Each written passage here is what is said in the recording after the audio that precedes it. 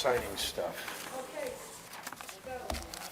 Thank you. All right, I'd like to call to order the combined open meeting of Wednesday, December 15, 2021, of our various school committees, who I will let each of them call themselves to order, starting with Northborough. And I'd like to call Northborough to order. The time is 6:05 PM and all members are present. And I'd like to call Southborough to order. The time is 6:05 PM. Kamali O'Mealy is here, Kim Tolander is here, and Roger Challen is here. We have a quorum. At this time, I'd like to call the Northborough-Southborough Superintendency Union Number 3 into session at 6:06 PM. And we have all members of the union present except Jennifer. Oh, you're here. No? All except Jennifer, but we do have a quorum. Okay, and I'll call the Northborough-Southborough Regional School Committee to order at 6:06, and I believe everyone except Kathleen Howland is here. All right. Okay. First order of business is action on the minutes from the September 14th, 2021, and December 7th meetings.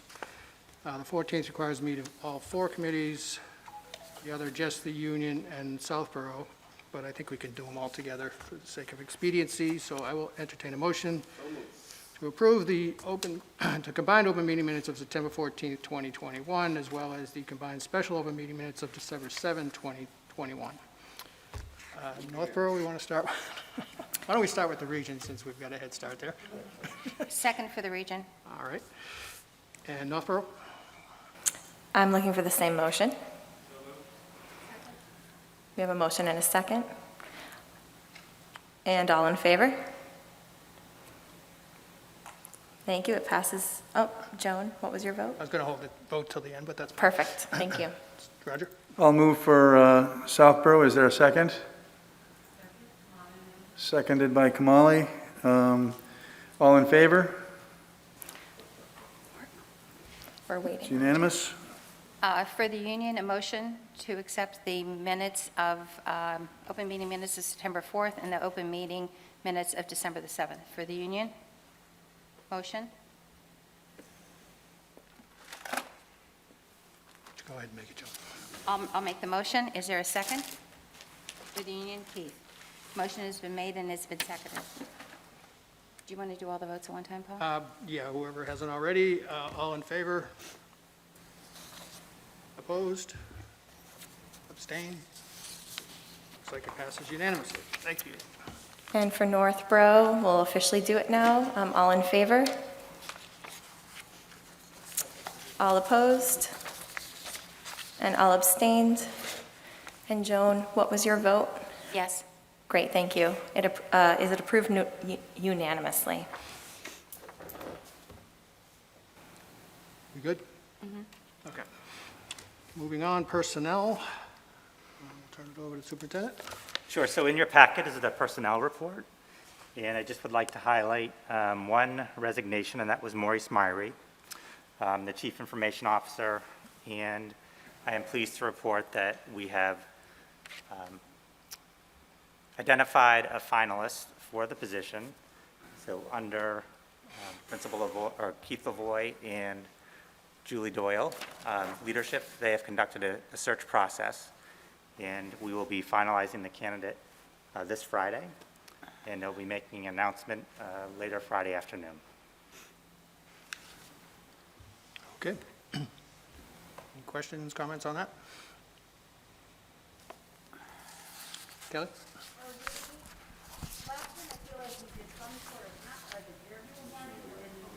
Kelly, you want to grab the mic behind you? Do we have to do any sort of interviewing with him as the committee, or I feel like with Maurice, we did have some sort of an information type thing, but I can't recall. So it's not one of the positions that falls under the purview of the school committee, but we did have a committee, and we will be inviting the finalists to a school committee meeting in January. Anything else? All right, seeing none, we'll move on to action on the draft student calendar for 2022-23. Once again, Greg? Sure. So in your calendar is the draft calendar for, or in your packet is the draft calendar for 22-23. We did send out a community survey, and we received 389 responses with a number of suggestions and feedback. Of the respondents, 25% were very interested in changing the calendar, 39% were somewhat interested in changing the calendar, and 37% were not interested in changing the calendar. We received 249 suggestions. Of the suggestions, 28% shared an opinion of removing the religious holidays from the calendar, and 10% recommended adding holidays to the calendar. There were some comments about renaming Columbus Day to Indigenous Peoples Day, and many comments about challenging half-days for working families. And lastly, there were several comments about having only one winter vacation versus the typical 2 vacations. I think in terms of the way we build the calendar, we use the Massachusetts legal holidays. And I think that there's been work by the committee to create a religious observance policy, which is policy I-340, which really provides a framework for families observing a holiday to be able to take that time off. And there's some direction for teachers to support students who do that. I also provided the committee with kind of an exemplar of a document that really outlines all of the holidays that are observed over a calendar year, and you can imagine there are many. And my recommendation to the committee is creating a partial list of religious and cultural observances document that is attached to our calendar. So again, it's front and center in terms of those holidays or observances people might celebrate, and it gives teachers kind of a lens into what holidays really they would need to apply the religious observance policy to. My recommendation to the committee is, at this point in time, not to make changes to the recommended calendar. And if it's the will of the committee to have more study done in terms of looking at those religious holidays, the 2 Jewish holidays, and specifically Good Friday, as potentially removing those in the 23-24 calendar. But my recommendation is to keep the calendar as it stands and as presented. What do you mean by more study exactly? So, I mean, I think if we were to remove the religious observances, we did not reach out to clergy. I think there's probably more opportunity to get a larger community input. Although we had 389 respondents to the survey, I think there's probably an appetite if we specifically asked the question about those 3 holidays and people's preference. So I think there's more data collection that could be done. Okay. Kathy?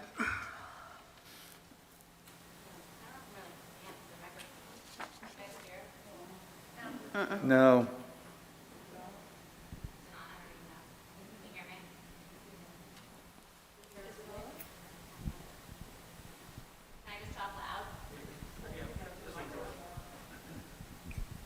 So out of curiosity, I guess I have 2 questions, or 1 comment, 1 question.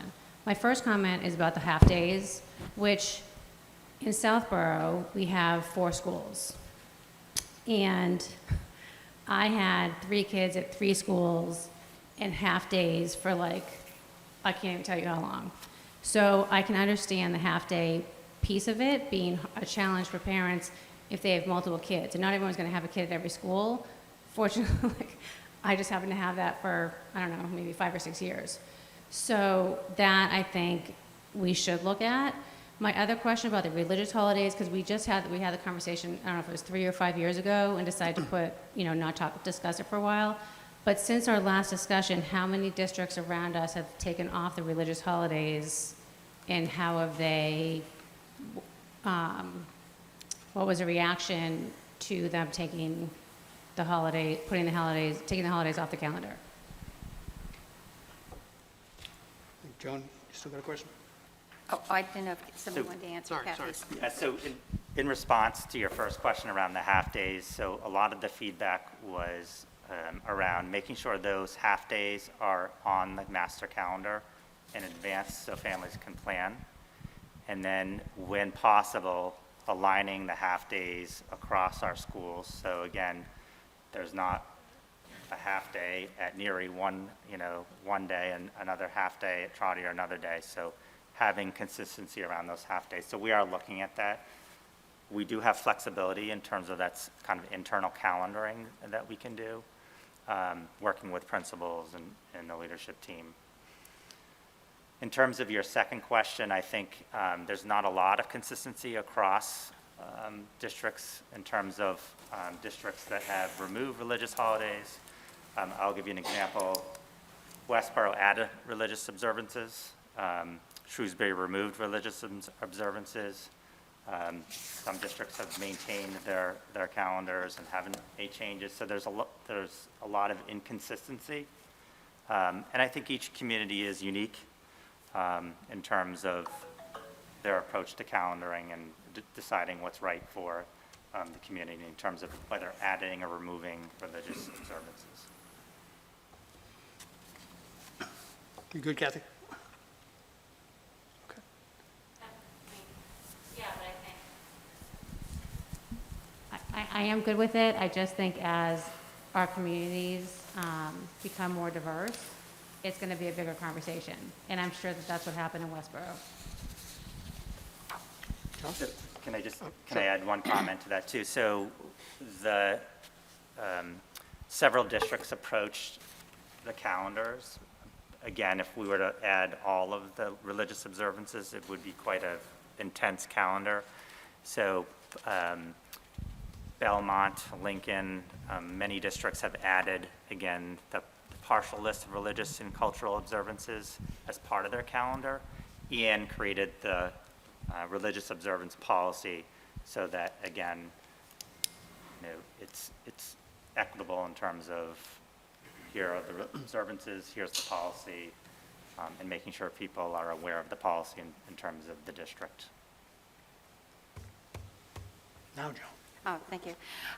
My recommendation would be that we keep the calendar as it is, but also institute a study group to look into this. As Kathy said, our communities, both of them become more diverse, and since we had the last, which was very rich, forum that we had, and we had all the clergymen that came and participated, some of the parents came in.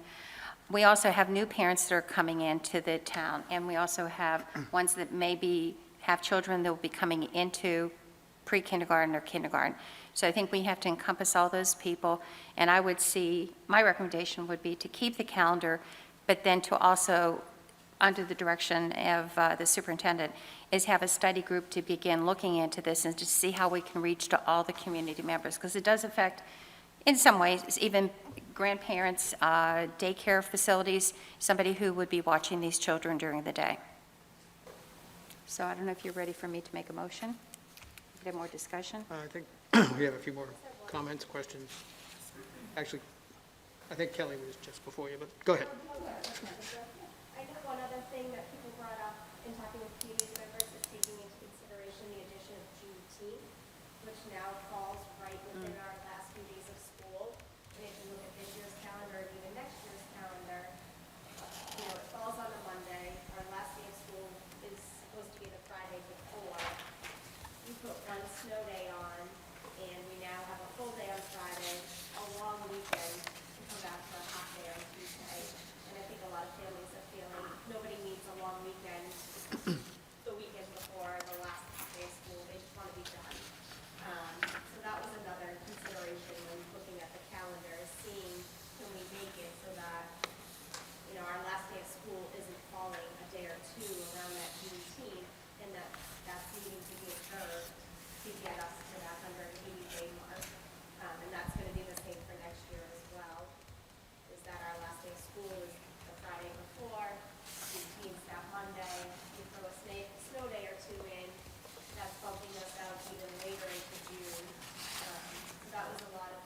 just people I've spoken with, and I did see a little bit on the survey as well.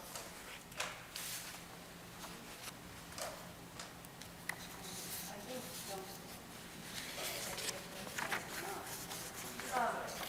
yeah, I don't have a problem with being heard, I know that. So I agree with Joan, I think that it would be, because it definitely was more than 3 years, it has to be closer to 5 years, the last time we talked, because I know it was before I came on the committee, so, for time frame of talking about removing the holidays, not. I think it's kind of like an all or nothing, I think we're at this point, versus like adding more into it, it's kind of like, you can't just add like one more into it, I feel like we have to add like either everybody's or just remove everything, and so that way it's kind of like equal ground, so I support that decision of them, opening a study group, because then they can also explore the idea of the vacations, the February vacations, the April vacations, the March vacations, like, so that I definitely consider it here. The only other comment I have on the calendar is I was questioning about how the PD day worked on November 1st this year, the day after Halloween. I don't know if you've heard feedback or not. I know next year it's kind of tricky because it's the election day is what it's on, so it's on November 8th, the following Tuesday, but that would be my only other question. I heard positive things from family. I also heard a few things positive from some faculty, but I didn't know whole. Yeah, I think it was well received by families and educators as well. I think the challenge is that this upcoming calendar year is an major election year, and typically we try not to have students and voting happening at the same time, just to try to create a safe environment for our students. So I am in support of keeping that professional development day on the 8th. For this year, but potentially other years. We could look at that. Paul, I have a comment. Yep. Thank you. So one thing, regardless of, what we decide, I do think that we need to do a better job as a district promoting our religious observance policy. I think that our students are under a lot of pressure, especially our older students, to attend school. I remember as a student myself, it was often more stressful to miss school than to just go to school. Because you're sort of playing catch up. So I think having a consistent message across all grades and all schools and each teacher about the expectations if a student were to miss school due to religious observance, and knowing that they were going to be allowed the time necessary to make up any missed work, I think that that's really important. Yeah, I'll second that. I think that's a very good point, and I'm unsure about the need for a study group, having served on the last calendar study group 8 or 10 years ago, which came to some conclusions on all of this, and I think our conclusion was to get rid of all the religious holidays, and we did have Jewish representation on the study group, but the Jewish community came out in force and changed our minds. And so to me, I think we know what the issues are, although the vacation one that Kelly raised is new since then, so that's a good one. I don't know, I'm just not sure about the need for a study group because I feel like we know what the issues are. Dan?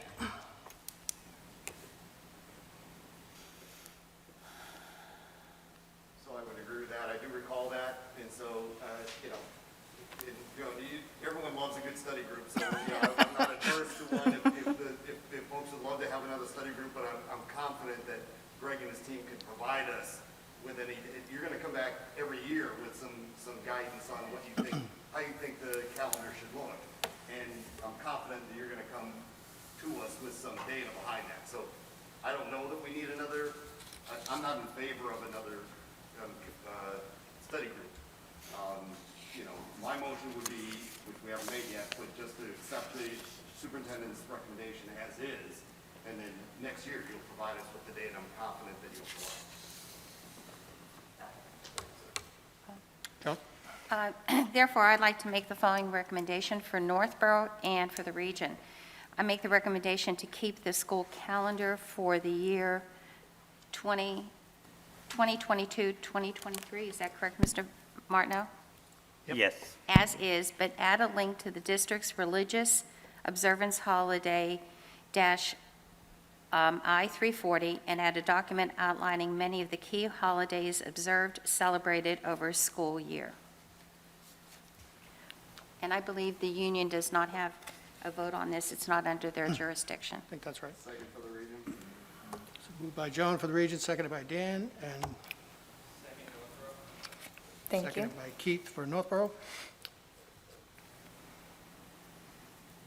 Southborough want to weigh in or not? Yeah, is there so moved from Southborough? So moved by Kim, is there a second?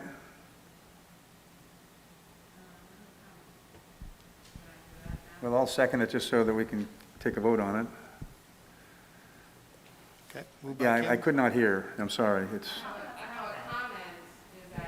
Oh, yeah, sure, through the chair, any comment is fine for discussion, absolutely. I agree with the gentleman that noted that the need for a study group is just probably not going to provide any additional benefits than reviewing it each year. One of the things that was perplexing me in this decision is some things that are listed as religious holidays sometimes actually fall into more both religious as well as cultural and regional observations. So when we are electing to include them or not include them, you're not solely making the decision about having the religious observance or not religious observance. Sometimes you're actually taking away like both cultural observance as well. So I think that I would second the current motion, but I just wanted to make that comment. Thank you. Any other comments? All right, I guess we can commence voting, starting with Northborough. All right, so we have a motion and a second. All those in favor? And it's approved unanimously. Okay, Southborough? So we've had the motion and seconded, all in favor?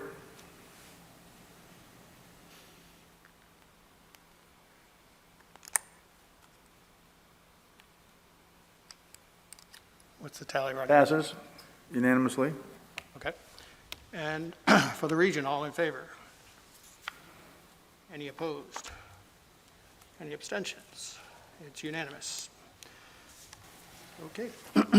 That brings us to policy review and development. We have a first reading for our new public comment at school committee meetings, and I'll let the superintendent take it from here. Sure, so just a little bit of context. The joint policy development subcommittees have had a number of meetings. The committees began the work in August and had a meeting in September and October. And this evening, it's bringing forth a set of policies for a second read, as well as a first read.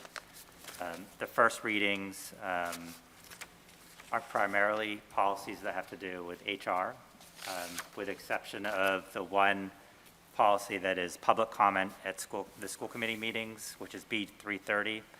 And this was really as a result of legal counsel recommendation of the workshop that took place in August, and a recommendation that the school committee should really review this policy closely. So the public comment policy was in your packet for review, and we'd be happy to receive any feedback that you have.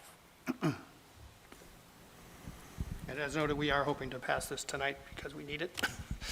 Paul?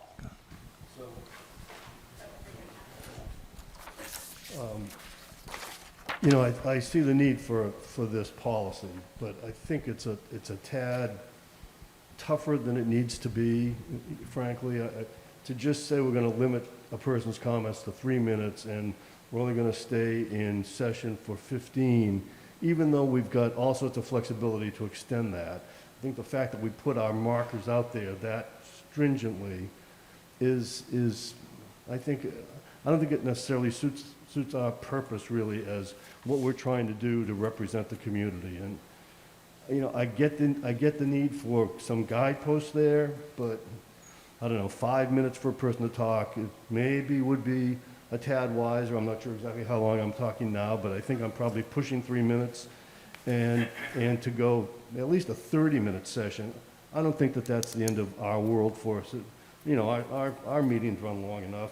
If they run an extra half hour because some people take the time to come and sit down for hours in some cases before they finally get access to the mic, I would ask the policy committee to give that a little bit more thought. And I don't know that I want to make, if we're going to try and pass this today, I would make a motion to make those 2 amendments to the policy. Did that take 3 minutes? I bet that took longer. I think you're under. Any other comments? Karen? I agree with Paul, that's it. That was definitely under 3 minutes. Art? Yeah, I'd like to talk a little bit about the time limit and what we talked about in policy subcommittee, because we did talk about that quite a bit. So maybe just to give a little bit of context. This came up especially when we've had meetings where a lot of people have had comments, and you've had that 10, 15, 20 people wanting to speak about an issue that's really a hot button issue in the community at the time. And that's why the wording is in there about the chair having discretion to extend any of those limits. So I did want to just sort of give the context that we did have those same thoughts, which is why that wording is in there. But you do make a good point, Paul. Thank you. Roger, do you have something? Kathleen? So Southborough has a policy, and it's a short policy, but it just basically says that each speaker has 5 minutes. And I was on Southborough for 10 years, and I think we actually had to use the policy maybe twice, maybe 3 times. But in those twice or 3 times, it was really important that we had that policy. One, because there was a huge crowd. One, because there was a person who just wanted to back and forth and was getting belligerent. And so I think it's very important that we have this policy. I think it will be something that we probably really don't use very often. But I think that especially just in the current situation that we're in society, that we just need to provide the community with sort of our guidelines and our rules and our regulations. And the reality is that according to Mass General Law, we don't have to provide any public comment at all.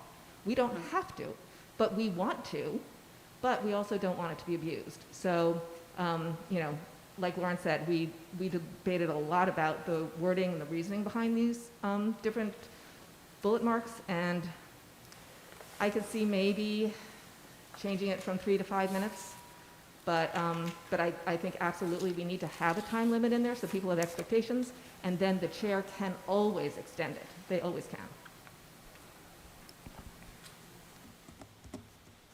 Did you have something, Roger?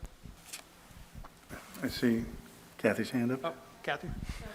Well, I mean, like Kathleen, we did have a long debate over how long to do it, but I think it's the policy really is like a guideline too, so if somebody does need to go longer or wants to go longer, I think the chair has every right, and I think it says that in there, that they'll permit the extension of the speaker's minutes. So whether it's 3 or 5 minutes, I think there has to be a guideline in here, because, just think about like going back to school.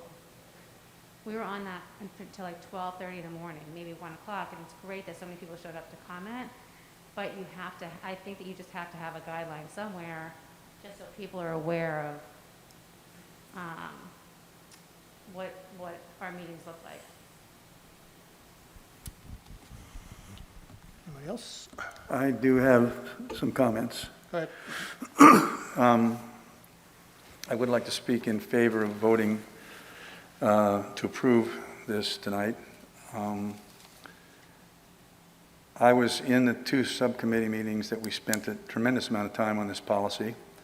I think I agree with most of the comments of the speakers that have said we need a policy. Southborough has an existing policy. I'm not sure the situation on the other two school committees. And it is inflexible.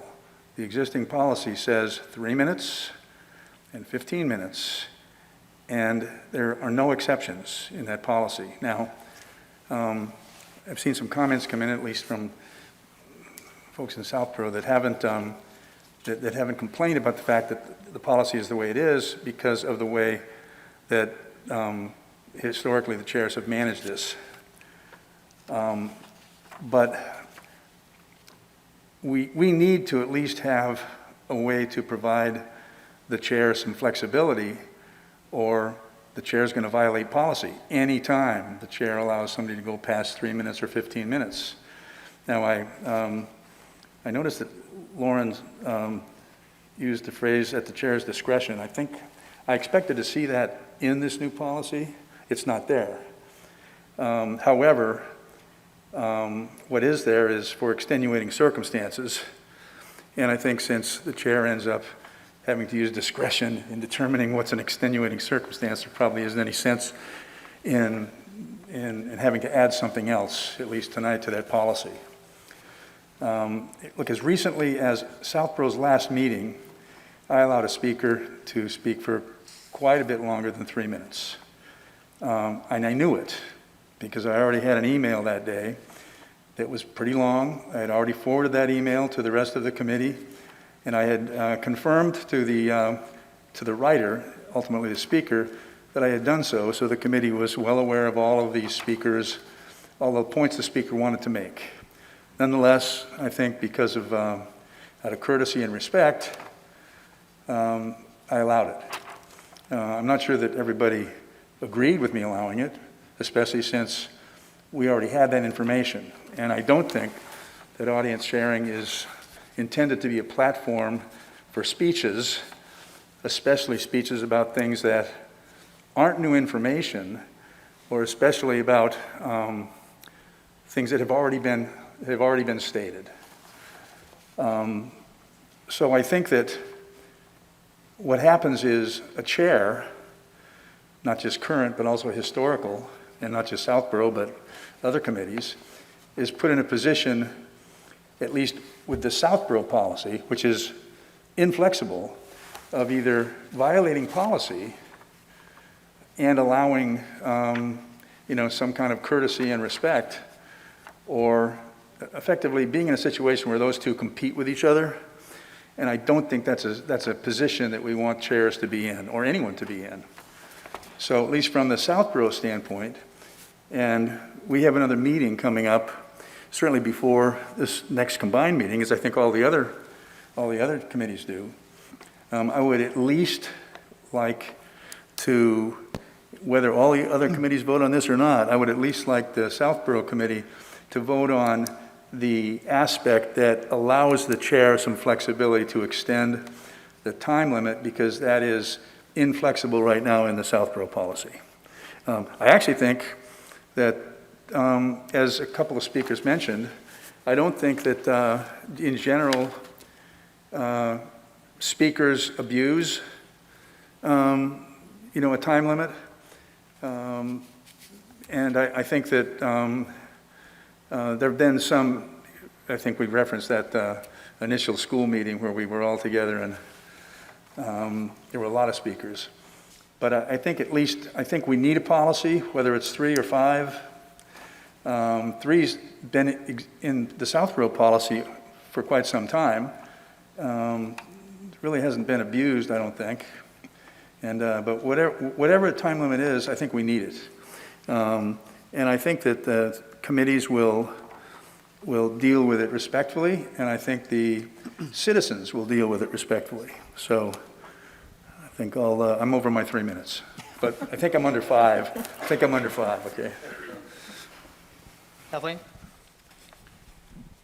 So for those of you who missed our special combined meeting last 2 weeks ago, this was a huge topic of conversation, and one of the things that we talked about was coming up with a website-based frequently asked questions. And one of the biggest questions we ourselves realize everyone has is, how do you communicate with the school committee? And so in that frequently asked question, we could say, okay, these are the expectations. If you want to communicate at a school committee meeting, this is, what the constraints are and what the guidelines are. You have 5 minutes, it has to be within the school committee, prior, but everything that's in this policy. But fundamentally, it also would address if you want to write a letter, right? If you have something to say that's going to take more than 5 minutes and you want to write a letter, then write a letter, and it can be distributed to the school committee. If you want to attend a subcommittee meeting, if, whatever your issue is, then at subcommittee meetings, you can say whatever you want. Your input is absolutely always welcome. But the school committee meeting is our meeting where we conduct our business, and it's transparent and it's open to the public, but it's not really a place where people should come and grandstand and because to your point, Roger, this person had already written letters to all of the school committee members. So what were they doing? They were really just sort of doing it for the camera. For the 5 people. Making a speech. And making a speech for the 5 people that watch. But, so I think that also could be a way of helping this process along, because the ultimate goal is we want people to communicate with us. So how do we do that? But we also need to really have some control over our own meeting. Dan, did you still have a question? Not a question, but more of a, not a question, but more of a, so back in 2017, I helped draft the public comment guidelines that are utilized in the town of Southborough, and so the line that I chose that we ended up adopting, it is the role of the chair to set time limitations and maintain order during public meetings. It is important that the board allow themselves enough time to conduct their official town business. No different here. I mean, we've already heard that there'll be times when maybe you want to allow, because there's one person or 2 people, and you want to give them the time because they've been sitting for 4 hours waiting to make a comment, and to cut them off at 3 minutes would not be appropriate. There's other times when you may have a topic that the line is down the hall, and yes, when the chair sees that, the chair says, out of respect for everyone that wants to speak, I'm going to limit comments to upwards of 3 minutes. So we didn't, in the town of Southborough, we don't have a time limitation set in the policy. It's up to the chair based on the circumstances of the evening. And that's another way that if this group wants to do, we could go about it that way. Karen?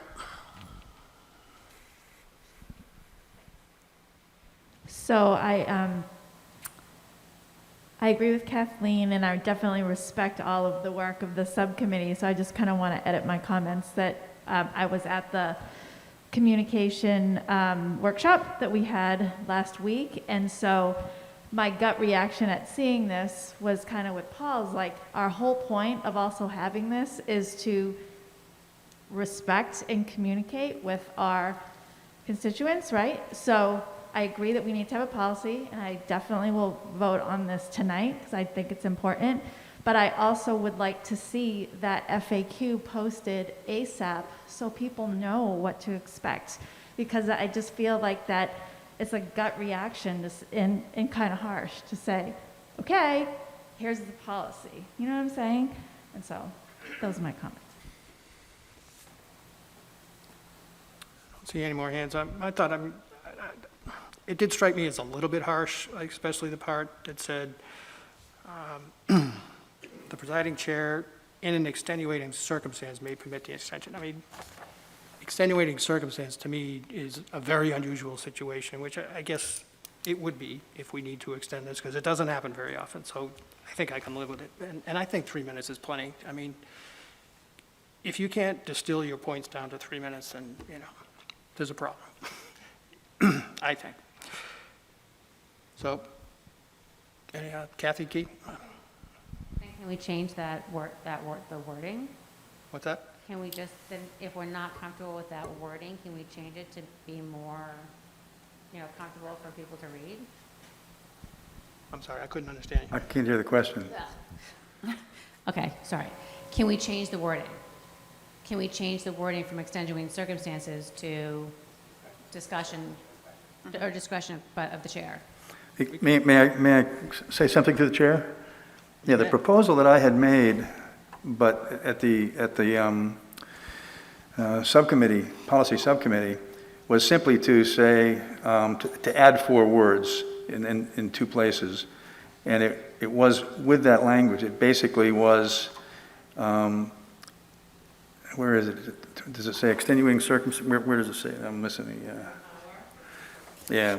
Or at the chair's discretion. Those 4 words, because that doesn't make it look as harsh as just extenuating circumstances. Now, as I said in my 4.5 minute speech before, you could argue that, well, if the chair is using discretion to determine what extenuating circumstances are, maybe you don't need it. But I think it does. I had recommended it, and I think it softens it a little.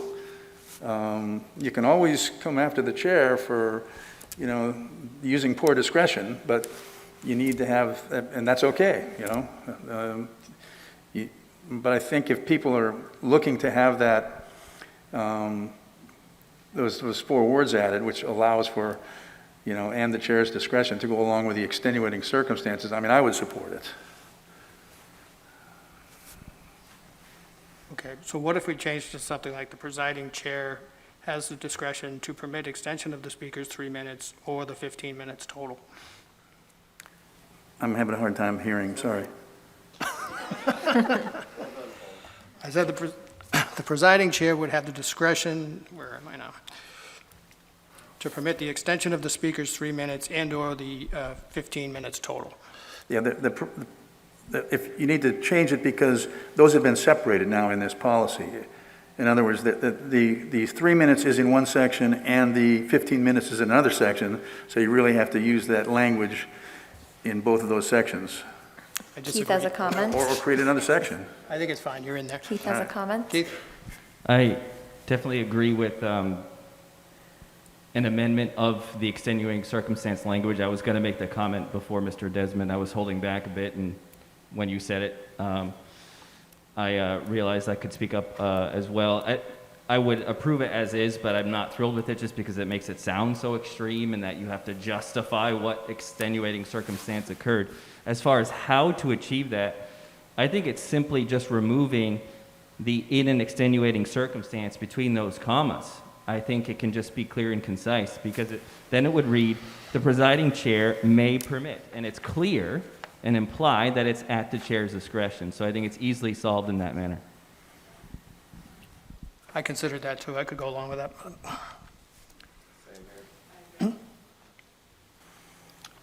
So someone needs to read the wording the way it is. Paul Budka? So I love adding the discretion as opposed to just extenuating circumstances, but I still think the optics are lousy. The 3 and 15, I think, just sends a message that all we want you to do is, say it quick because we're getting the hell out of here. And we've been there in these meetings for hours already. Those folks came and had no idea when they were going to be given a chance to talk, and we're giving them kind of the bum's rush in 15 minutes, at least the way the guidelines are written. Not saying that we would necessarily enforce them that strictly, but we're about to tell the public that those are our guidelines. Why not tell them that we're going to, that we'll give them the 5 and we'll give them the 30 if they need it, and we'll go longer if we have to, if there's enough people there that feel strongly about an issue. But I think the optics of 3 and 15, even if we say, we just wrote that down, we don't really mean it, I think people are going to read it like we do mean it, and like we will enforce it that way in the future. I don't know. I really strongly think we ought to change it. I don't think this looks good. You like my sentence, Paul? I thought you looked fine, yeah. Anyone else? Through, Roger? well, there's Kamali first. Oh, Kamala? Thanks, Paul. Mr. Bucka, so what about if we leave the 3 but remove the 15? Because what that would then do is that you are letting the public know that for each individual person that's speaking, I would like you to keep it concise. But if it's a large meeting or just, point that's very, detailed, has a lot of input, we don't have a cap that it has to be 15 minutes, right? So the 3 minutes times 15 people is way more than 15 minutes, right? So the chair would have been given some flexibility to let all 15 of them go, each of them at 3 minutes, and we did not say, well, we're going to stop at 5 people. We let everyone contribute. So that by editing number four to just remove the 15, but leave 5 to keep an individual time limit, does that get closer to what you would be more acceptable for the whole body here tonight? All right, that's all.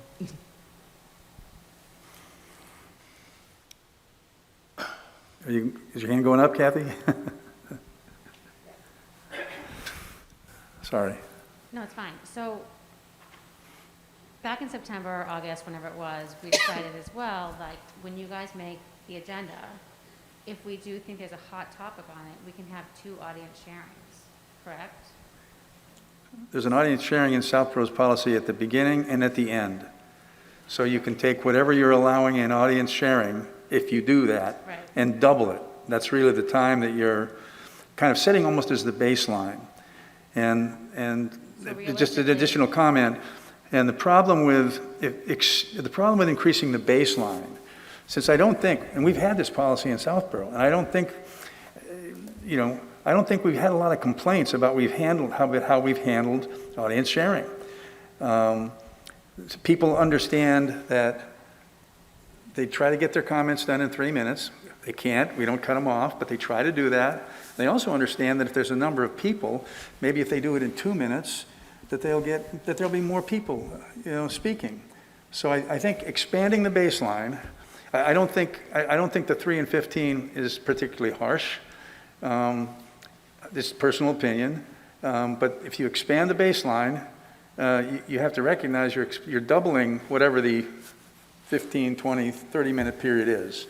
And if you go with, for example, Paul had suggested 30 minutes, well, that immediately extends the baseline to an hour, okay, as far as, and these meetings, I don't know how long everybody else's meetings are, but ours aren't necessarily particularly short.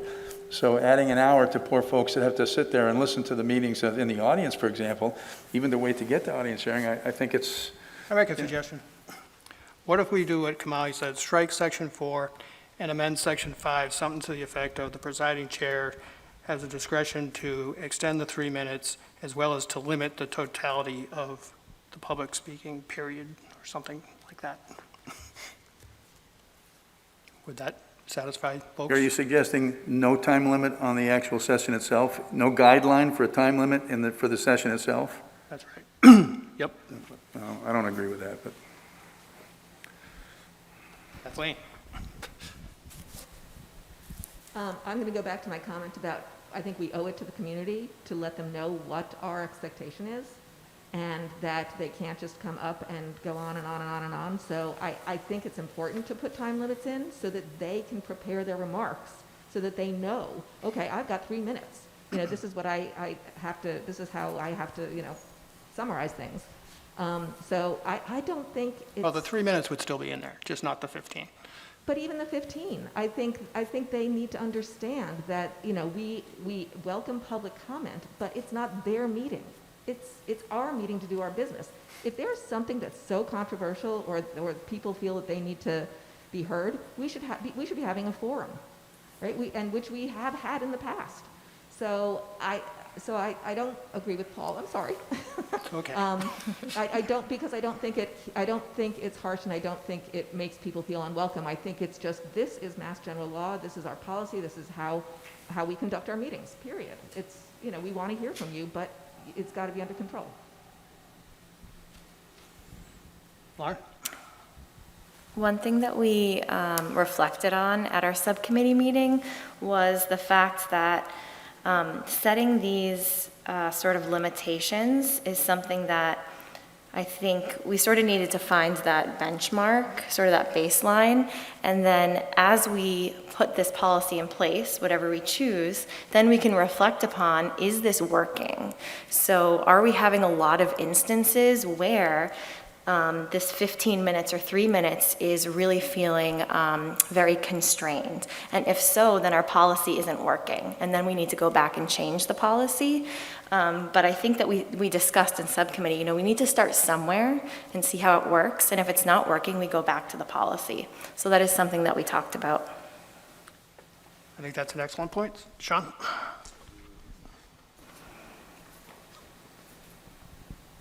I'd like to also go back to the communication working group we had last week. I think there needs to be very clear information for the public that this is not the only way for us to hear.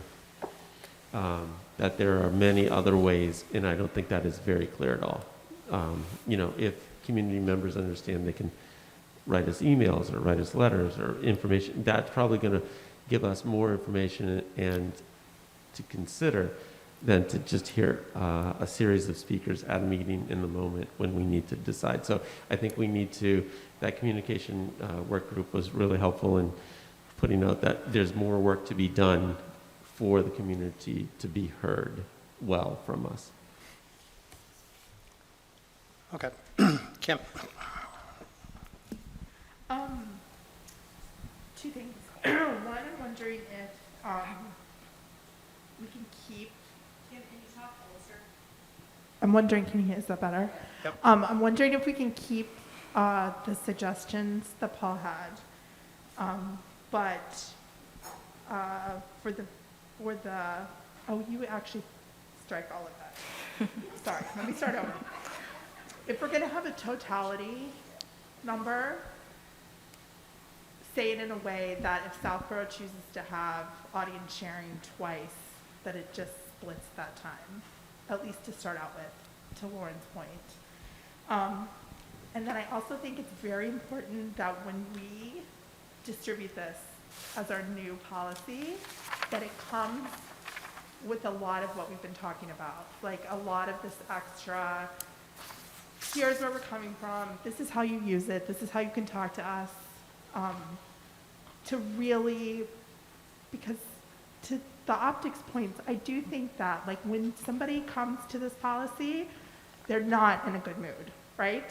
And I think reading these limits just irritates it more. So we just need to be really clear that we want to hear from the community, and this is just the logistics of how. Dan? Maybe an idea for folks to consider is that, so in section 4, we could say the public comment segment should not exceed 15 minutes. And then, as stated before, get rid of the in an extenuating circumstance, get rid of those words in 4. And then similarly in 5, each speaker should confine their comments to 3 minutes. And then the same thing, get rid of the in an extenuating circumstance. So that then gives people an understanding that it's generally going to be around 15 minutes for public comment. The chair still has the discretion. The extenuating circumstances language is gone, so it's a little softer. People understand that their comments should be around 3 minutes. Generally, we don't have egg timers on them, right? So, that gives everyone some guidelines, some parameters as to how this thing is going to work. My thoughts. Greg, you've been awful quiet. Do you have any thoughts here? Yeah, my thinking is although I would love to see a public comment policy voted this evening, it's clear that we probably should go back to policy subcommittees and have further conversation to make sure we get it right. I think this is an important policy. I think we should take the time, to Kathleen Plechko's point, the number of times where we've had to use the policy because we've had so much audience sharing we probably can count on one hand. So I think it's important to pause. There's a lot of great feedback and comments, and I think bringing it back to the combined policy subcommittee to further discuss this and then bring it back is important, and that would be my recommendation at this point in time. I kind of like Lauren's idea of passing this, and if we want to revise it, nothing's stopping us. But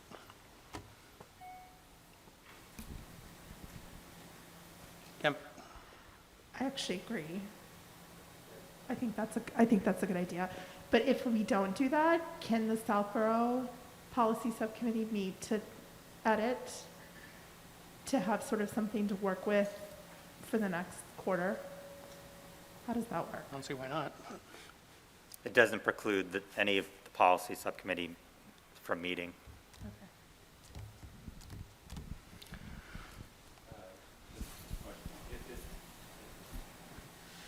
If it's passed, does it then have to go, and the policy subcommittees take it up again, does it have to go through a full process of first reading, second reading, or so on? I mean, if it's voted this evening. Yes. Then it is the policy. Yes. And then, the combined policy subcommittee can revisit the policy in future months if it so chooses to do so. But it doesn't, I just want to make sure it's not like a 4-month process then, if it just is to go back to be amended. No. Okay. Well, the usual process is a first read and a second read. Yep. Yeah. But if we pass this tonight, we would be circumventing that. It's nothing to say we couldn't circumvent it again if we wanted to change it. Okay. Kamali? Can we, for this first read, edit it with the suggestions that this gentleman made with the should and the removing of the text in the parentheses? Can we make that? We could do anything. Okay. Can we take a general consensus to see where the body of us stand for those amendments? I'd like to hear from the policy subcommittee on that. I mean, to me, that kind of takes the teeth out of it, but that might be just me.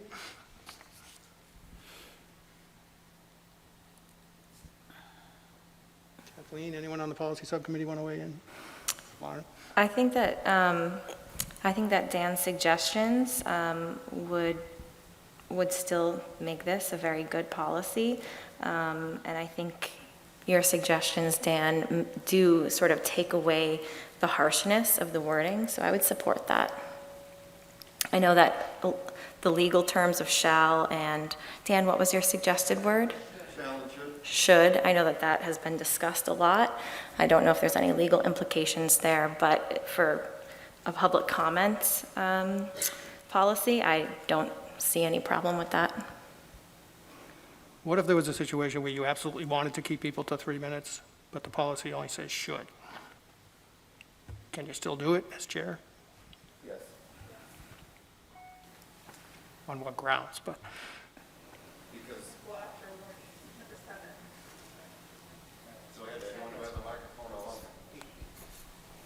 So should set the parameters, and then the chair always has the discretion. So, no one's going to say, well, the policy said should be three minutes, and then talk for 30. It's not realistic. all right, anybody want to make a motion? I have Paul, I have a question. Yep. Through the chair to the superintendent. I know that one of the things that was discussed in the policy subcommittee meetings was the fact that public comment, which is taking on a lot of conversation, right, throughout the state, really. I mean, is that I think the initial draft for the public comment that came into the subcommittee, that was reviewed by attorneys, right? So I don't think we should have at least the expectation that we can do anything we want unless we simply feel that we're kind of above the law, or above what the attorneys would recommend.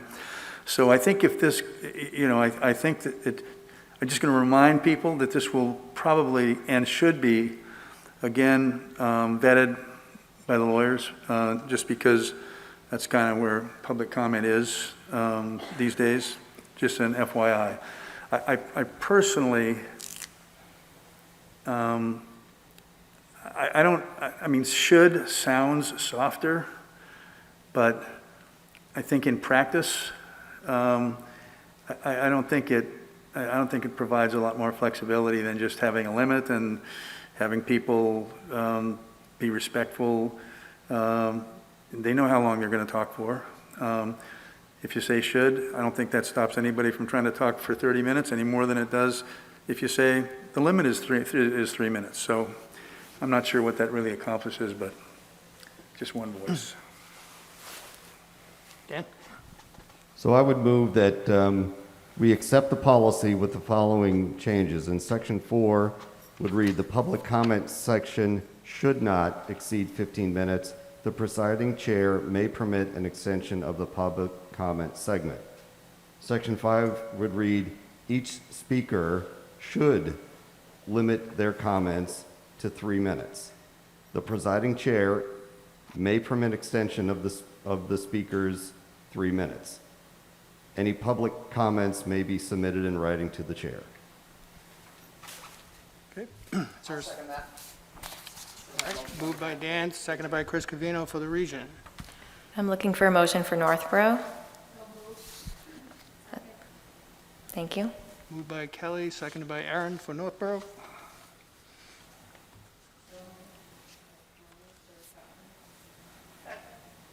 Moved by Kamali, seconded by Kim for Southborough. I don't think the region, I the don't- superintendency has to weigh in on this. The union does not. So we vote all at once, or any more discussion? Seeing none, all in favor? All opposed?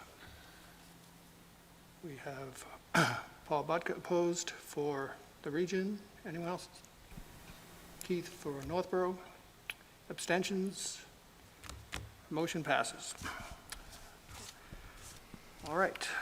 We have a whole bunch of other first reads, so the normal policy will apply to them.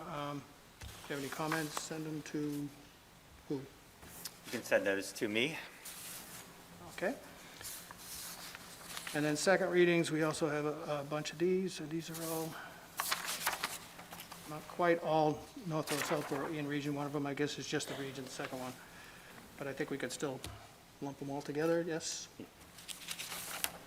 All right, I will read this in such that we only need to have a so moved from each committee. I'll move that we approve second readings for policy recruiting and hiring personnel, G110, staff transportation of students in private vehicles, G130, overtime pay, G150, staff responsible use policy, G160, employee social media policy, G170, jury duty, G190. So moved for Northborough in the region. There's Okay, moved by Joan for the region, seconded by Sean, moved by Joan by Northborough, seconded by Aaron. moved by Kim, seconded by Kamali. All right, thank you. Once more, any discussion? All in favor? Any opposed? They pass unanimously. Paul, I have one question. Yep. Since we approved the new public comment at school committee meetings, and following this meeting, we have the regional, and since it passed in the majority for the region, would that policy be in effect tonight? Absolutely. Okay. Just checking. I didn't know if we had to go back to the lawyers or anything. And that brings us to the superintendent's 2021-22 mid-cycle review. Thank you. I have a brief presentation. So I might ask the people at the table, they might want to relocate.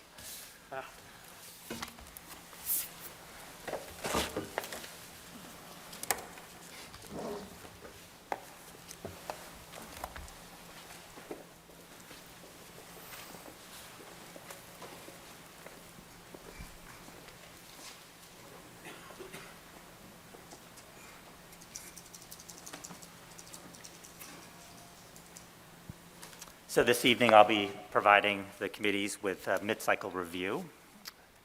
And I'd first like to begin just by overviewing the key timelines and dates. It is hard to believe that it's December 15th already. And this evening, I'll be presenting my mid-cycle update.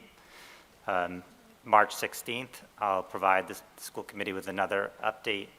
And then the week of April 25th through June 15th will be key dates for the committee's input and feedback for final evaluation. So in terms of my goals, I just want to review quickly. My goals are centered around the district's progress toward Vision 2026, Educate, Inspire, and Challenge. And they are aligned with the plan's 5 strategic objectives. Empowering learners, equity of opportunity, healthy and balanced learners, educator learning and leadership, finance and operations to support teaching and learning. My standards, 4 standards are instructional leadership, management and operations, family and community engagement, professional culture, and the 6 indicators I've identified are evaluation data, informed decision-making, environment, communication, shared responsibility, and communications. This evening, I'll provide some highlights of the work that's been accomplished, but I'd also like to acknowledge that my goals and work include the work of many. The district's success is dependent of the great work of district leaders, principals, educators, staff, and families. I'd like to highlight several of the work accomplished thus far in the academic year. The development and implementation of school improvement plans that are aligned to strategic plans. We've added roles, social emotional learning, ELA and mathematics coordinators really have helped move the work forward. Principals have worked to create opportunities for educators to collaborate amongst departments and between schools. We've really built educator capacity to make data-driven decisions, conduct universal screening, and also create teacher collaborations. We've resumed extracurriculars, sports, music, math, musicals, and I think it's important to note that we've returned fully in person. We remained relatively healthy. We worked to build an inclusive community, safe schools, and our work around ADL. We've worked to meet the intensive needs of students with flexible and collaborative and creative planning and implementation by general education and student support teams. We've had an addition of an SEL classroom, and we're continuing to support the social emotional supports of our students. And then lastly, really the ability to pivot and shift practices in response to health and safety metrics. The leadership team of Mary Ellen Duggan and the school nurses have done an exceptional job. In terms of some of the highlights at the high school, implementation of late start time, restored a sense of normalcy to school environment post-pandemic, hiring personnel. We've had some excellent hires and a smooth transition between turnover points. The school-based leadership team has focused on important and not urgent tasks and has taken a slow and methodical approach. Key reorganizations, student assistance team and admin structure, launching the school improvement plan, focusing on common assessments, and again, resuming extracurriculars. In terms of teaching and learning and student support services, the teaching and learning team and student support services was instrumental in launching the 10 school improvement plans, really leading the additional roles of teaching and learning. They've worked hard to create data sheets, add screeners, and again, move that common assessment work forward.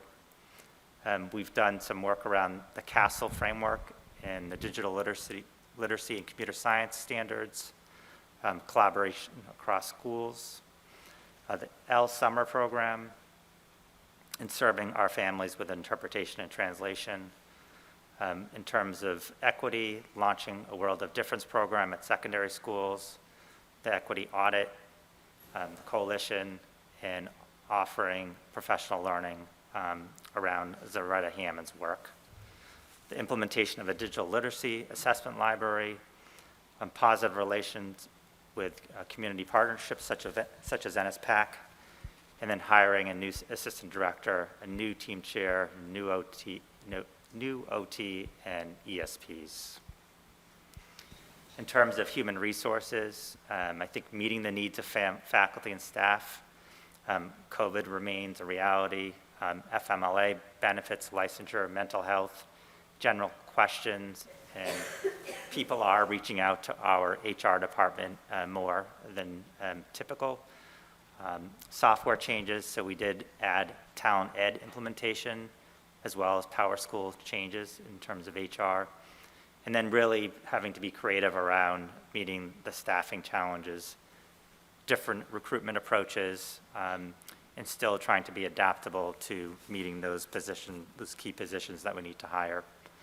And lastly, supporting principals and administrators with hiring and supporting staff. In terms of technology, continuing to use technology skills as teachers, consistent use of Google, Classrooms, and Canvas, technology professional learning. Much of the learning that we did last year in the pandemic is being used by our educators.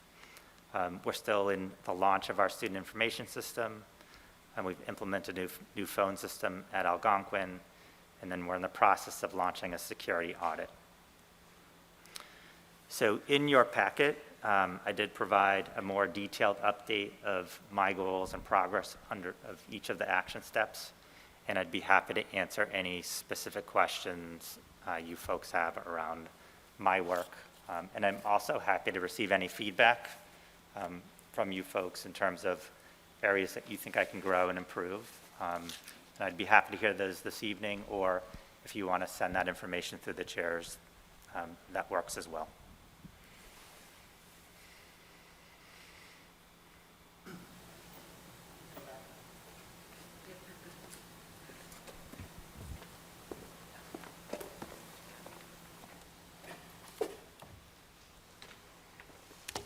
Any comments, questions, Lauren?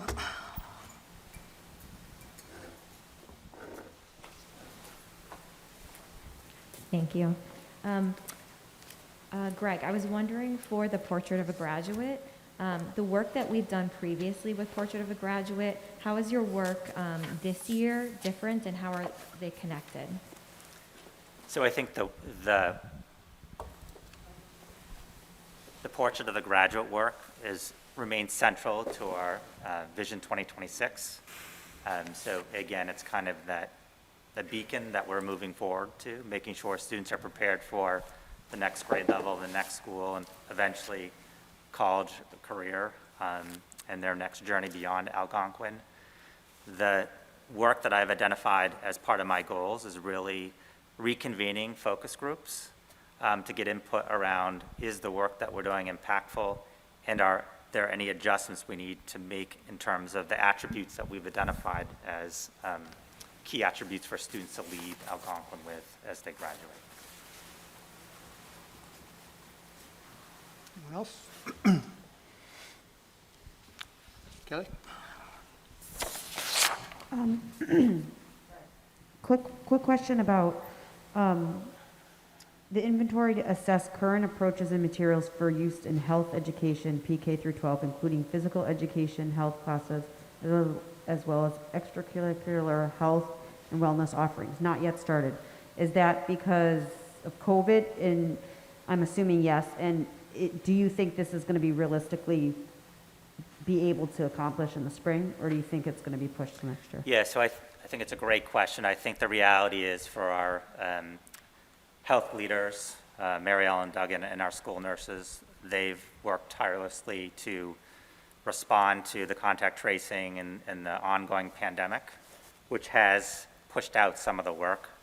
Our Health and Wellness Committee, we have a subcommittee working on that. We've had a few meetings, and I'm confident that as hopefully things get better in terms of dealing with the COVID-19 and contact tracing, we'll be able to move that work forward at a more accelerated pace.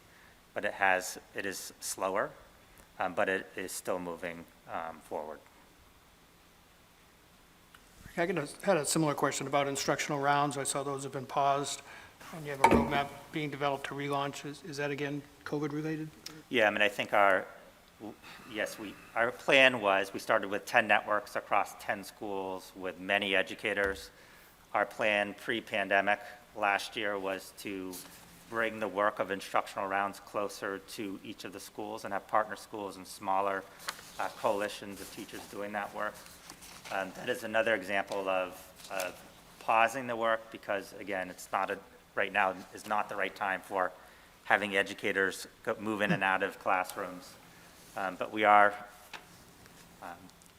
creating a roadmap to be able to launch once we're able to. Okay. Any other questions, comments? All right, thank you, Greg. Overall, it looks progress is being made on all your goals, and seem to be the few things that have not been started yet. They're in the planning stages, so good. Thank you. Next item is audience sharing. Anyone have anything to share? Under the new rules, right? Yes, you can be the first under our new audience sharing plan, so you should keep your comments to 3 minutes.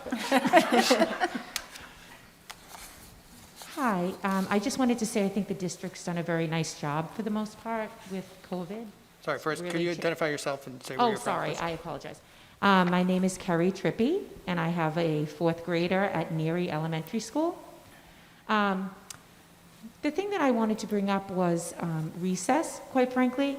My son used to have 30 minutes of recess at the last school that he was at Woodward, and that's cut down to 20 minutes. I feel really strongly that that is just not enough time for 4th grade and 5th grade, COVID or not, quite frankly. But I think it's needed, especially because we have COVID right now. There's a lot of mental health challenges kids are facing, and quite frankly, I think even the teachers would agree that 20 minutes just, I don't know. I actually work in Framingham myself, and they've just doubled their recess. It used to be 15 minutes, now it's 30. We're on the lower end, not just in Framingham, many districts are at least 30 minutes. So I just wanted to see if you could address that. It'd be great. And just also, even during the school day, like making sure students have time to engage with each other, even if at 4th grade level. I apologize that I haven't looked at your strategic plan, quite frankly, and I will. But I feel really strongly that not everything should be teacher directed, and there should be a lot of student engagement. So peers working, kids working with their peers. So if you could address that, that'd be great. Thank you. Is there another question in the back there? No?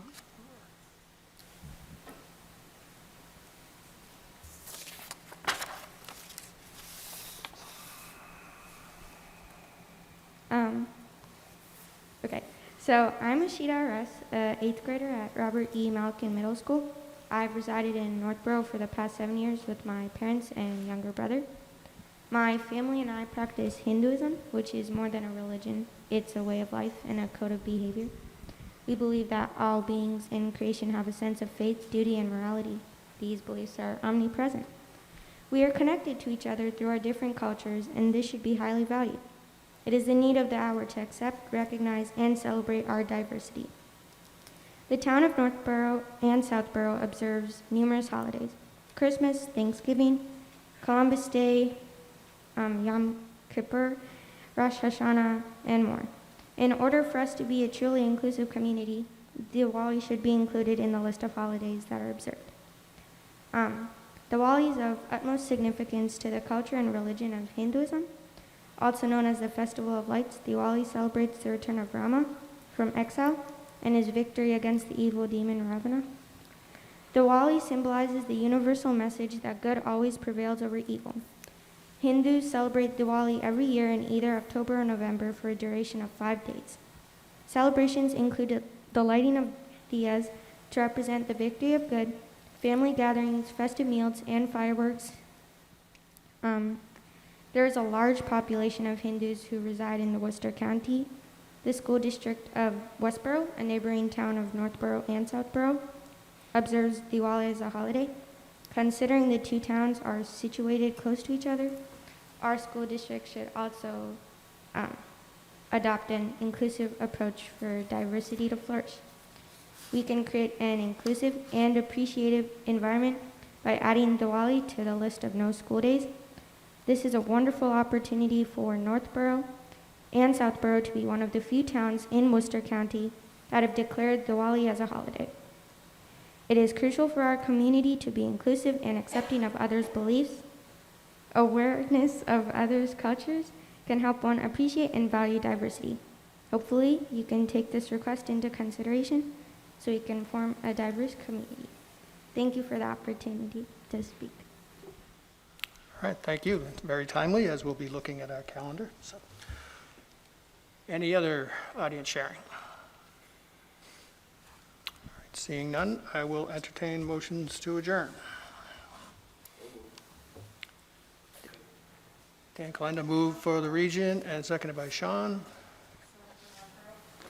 Kelly for Northborough, seconded by Keith. Is there a motion from Southborough? Is there a second? So motion from Kim and seconded by Kamali. And we vote, let's see, so Southborough is adjourned at 7:26. Thank you. And we have a motion and a second for Northborough. All those in favor? And we are adjourned at 7:26. For the union, a motion to adjourn. So moved by Keith, seconded by, Lauren, I'll second. thank you, Lauren. All those in favor of the motion to adjourn at 7:27 PM? Opposed? It passes. Thank you. Actually, the region is staying in second, so we're going to hold that motion. But we'll take 5 minutes until, all right, thank you.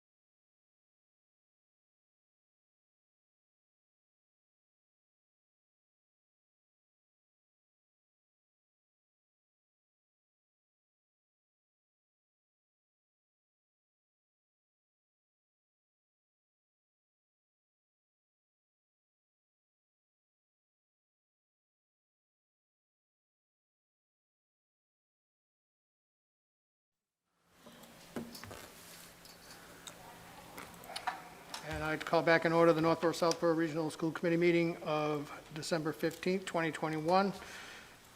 First order of business is action on minutes.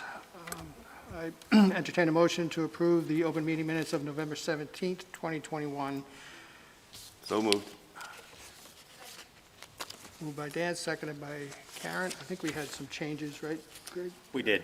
So those changes have been made.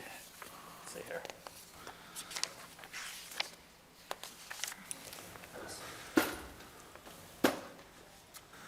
It was just a few changes to reflect mostly the audience sharing from the last meeting.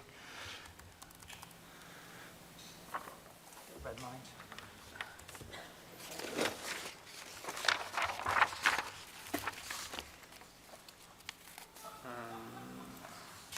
I actually have copies for everyone, so it's probably easier. That would be if I- good, yeah. There's a few red lines here.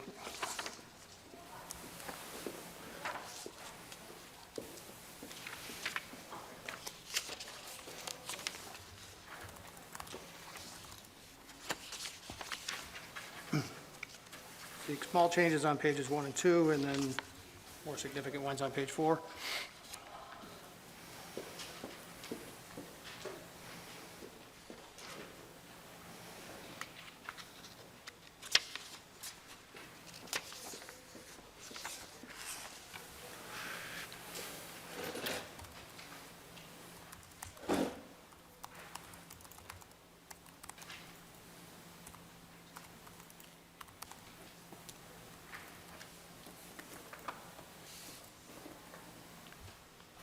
Give me a thumbs up when you're good.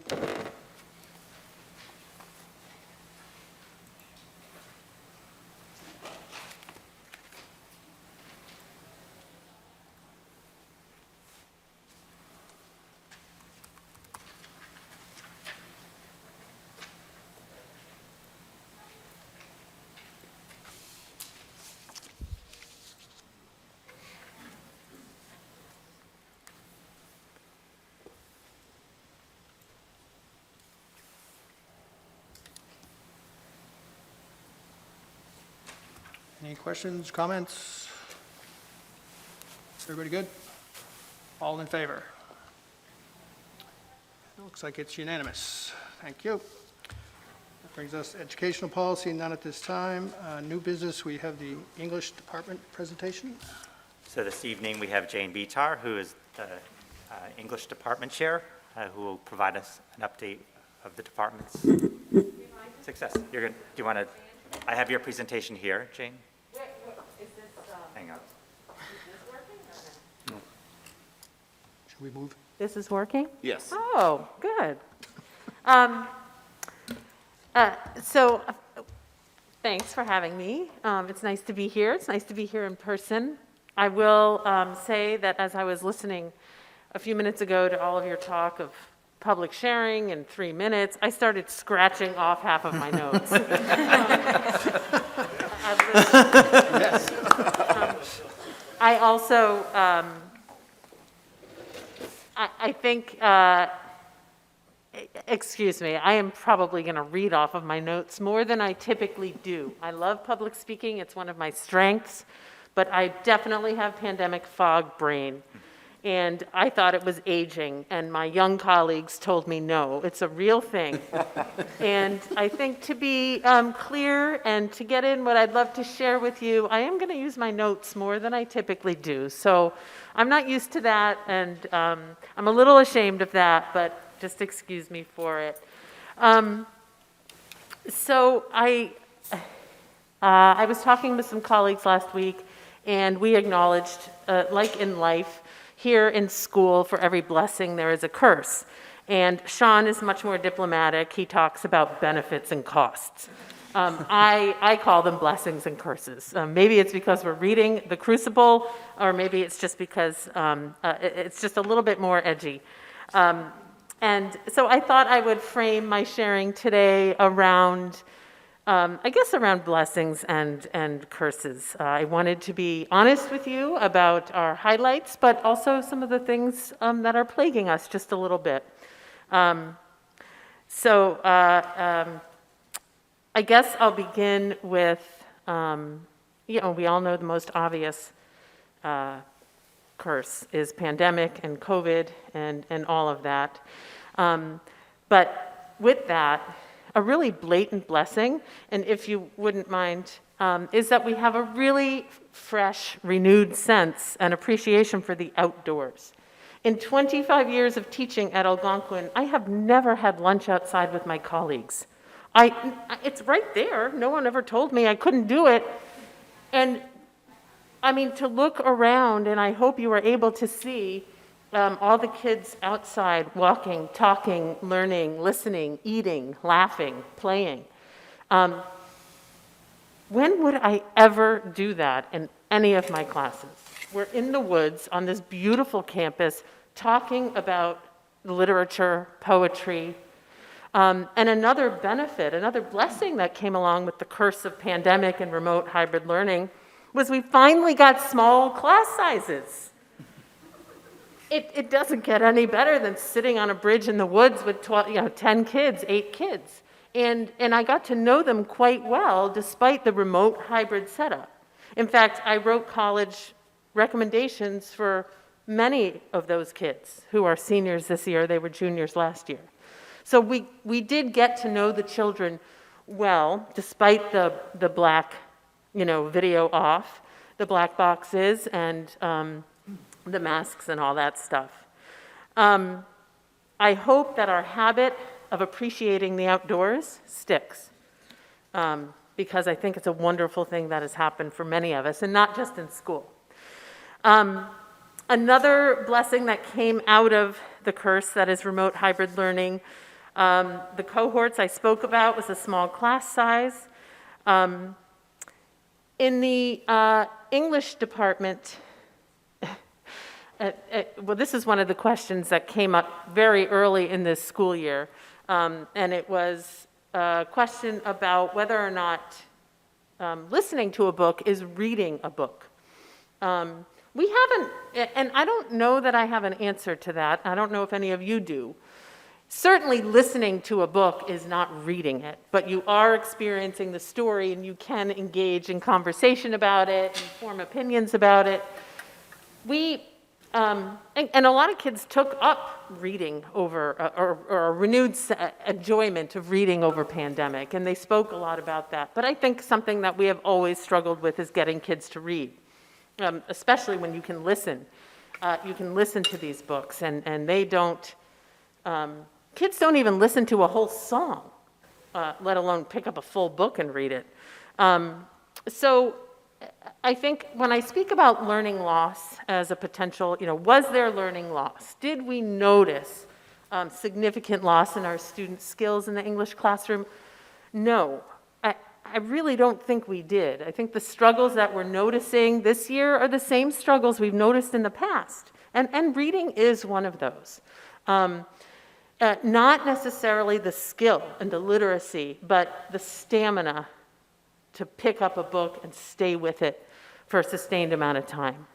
What we have noticed is the loss is in stamina, it's in habit, it's in, kids were, their ability to stay focused for a long period of time in the classroom without distraction, the ability to, read for a sustained period of time, the ability to do lots of homework again. The kids were, they got used to completion grades. The kids got used to a level of flexibility that meant, if you show up and you complete the assignment, that's what we're expecting of you. Now we're faced this year with regular classroom learning, regular expectations, grades, not just for completion, but for quality. And the kids want the old system back. So there's that disconnect there that makes it a little bit, I think it makes it pretty tough. I think there are certainly some things that we enjoyed about, completion grades. Do the assignment, complete it with a level of effort, and you will get the automatic grade. You will get the A. There are some nice things about that low stress, low stakes, But the kids are having, I think, their stamina for homework, their stamina for higher level critical thinking, and their writing's a little rusty, but still we're not noticing in the English classroom significant loss. So we're trying to build that stamina. And one of the ways we try to build it is certainly by making reading social and fun and independent and choice and things of that nature. Let's see. Our new rotating schedule, that's a blessing. We were able to come up with many schedules, and the one we have this year enables us to see kids every day, which is nice. And the schedule rotates, which is wonderful. But the curse there for the kids, I think, is a tremendous amount of homework and movement every 50 minutes to a whole nother subject area 6 or 7 times a day. And so I think that that's a struggle as well. And I see it in my own children, one of whom is in the high school, and the other who just went on to college. So the schedule, blessings and curses there. Let's see. Right. So one of the things the English department continues to do, but I think we're doing it much more deliberately, is talking about windows and mirrors, which I'm assuming you're familiar with that phrase, ways in which we can re-examine and revise our curriculum so that kids are seeing themselves in their daily lessons, in what they're reading and writing and talking about, what they're watching, and so that they can learn about others. And so that's exciting. It provides a great opportunity for us to update some of our curriculum and our material, and it also provides for us the curse of disagreement, debate, decision-making, and all of that with 15 passionate people in the English department takes a lot of time and a lot of work and a lot of emotion working through some of these decisions. But I think we've come to a point where it is more exciting now than I guess maybe a year ago.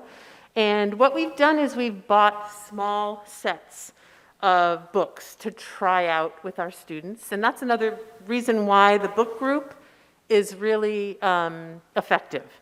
Because kids, and teaching at the high school, kids can do a lot of that exploration with teachers. So we might take some of the classics and some of the older texts that we love to teach and that we still teach and think about, what might be a nice pairing with this. We might ask students to go out and say, okay, well, The Catcher in the Rye is something your parents probably read. Let's see if there's a new, more contemporary coming-of-age novel that might relate to more of the kids and your peers in the classroom. And with the help of the students, and not just my colleagues, we've found a whole bunch of nice contemporary texts that give us a diverse variety of voices and color and experience. So that's just one example. And again, we're trying them out in small groups of students or in one classroom, and then making the decision, do we want to spend even more money? Is this a great new gem that we're going to use with all of the 10th grade or all of the 9th grade? So Greg, if you wouldn't mind. And, these discussions, you have classics like Huck Finn. We're not telling anyone, don't teach Huckleberry Finn anymore, but we're wondering, how can we teach it differently? Or is there another perspective we can share? And again, the students have helped us with some of this work, which makes it so exciting to be at the high school with teenagers who are invested in this work too. Thank you, Greg. We've got something that we're able to get back to is the enrichment. And in this case, we've got a visiting author from Southborough, Jennifer DeLeon, coming to visit us in the spring. The freshman class will be reading a novel, a young adult novel she wrote, and she lives here in Southborough and will be visiting with the students and teachers. The work that the freshman PLC, Professional Learning Community, has done in the past 2 years is another thing I'd like to highlight, because they have worked really hard together to examine the freshman curriculum. They meet 2 times a week, and they have done, again, the hard work of making some tough decisions and are putting together a unit around Jennifer de Leon's book. And it really will examine what it means to be a member of a community, and several other issues. And the kids will learn, and the teachers will learn a little bit about the METCO program. And there's lots of opportunity for creative writing with her book, because the main character journals and writes. So there's plenty that we are doing, and that's just one of the things I wanted to highlight. One or two of the things. Let's see. I would also like to share with you that the Algonquin Writing Center has embarked this year on a collaboration with Millikan Middle School. And they've got the students here at Algonquin have been meeting with kids at Millikan because Millikan wants to start up a writing center. Also, there are a team of kids who tutor for the Algonquin Writing Center who just had a proposal approved. So they'll be presenting a workshop at the National Convention in March. And the work that our school publications and places like the Writing Center, the work that they've done, they just kept on working through the pandemic, through remote hybrid learning, at a time when it would have been okay for students and teachers to say, let's sort of put this on pause for this year, there's too much going on. No, the Writing Center developed a whole online tutoring program. And the Harbinger continued to do their online journalism and publication. And in fact, they were just nominated just yesterday for a Crown Award by the Columbia Scholastic Press Association. So I couldn't be more proud of the work not only the students here are doing, and the teachers, but I'm really proud of the district, because in the past 2 years, I watched on television so many schools, towns, communities, and districts shut down and close and fight and argue over so many things, and we never shut down. And we were here, remote, hybrid, full-time, whatever it was, we were here. And I was telling Mrs. Eris just a moment ago, every day I walk through the halls, I like the crowded hallways. They don't bother me. They make me so happy. And I see happy kids everywhere I look. And I know that's not the case for everybody, but I'm seeing a lot of normalcy, a lot of thriving, and it makes me really happy. So that is it, unless anyone has any particular questions.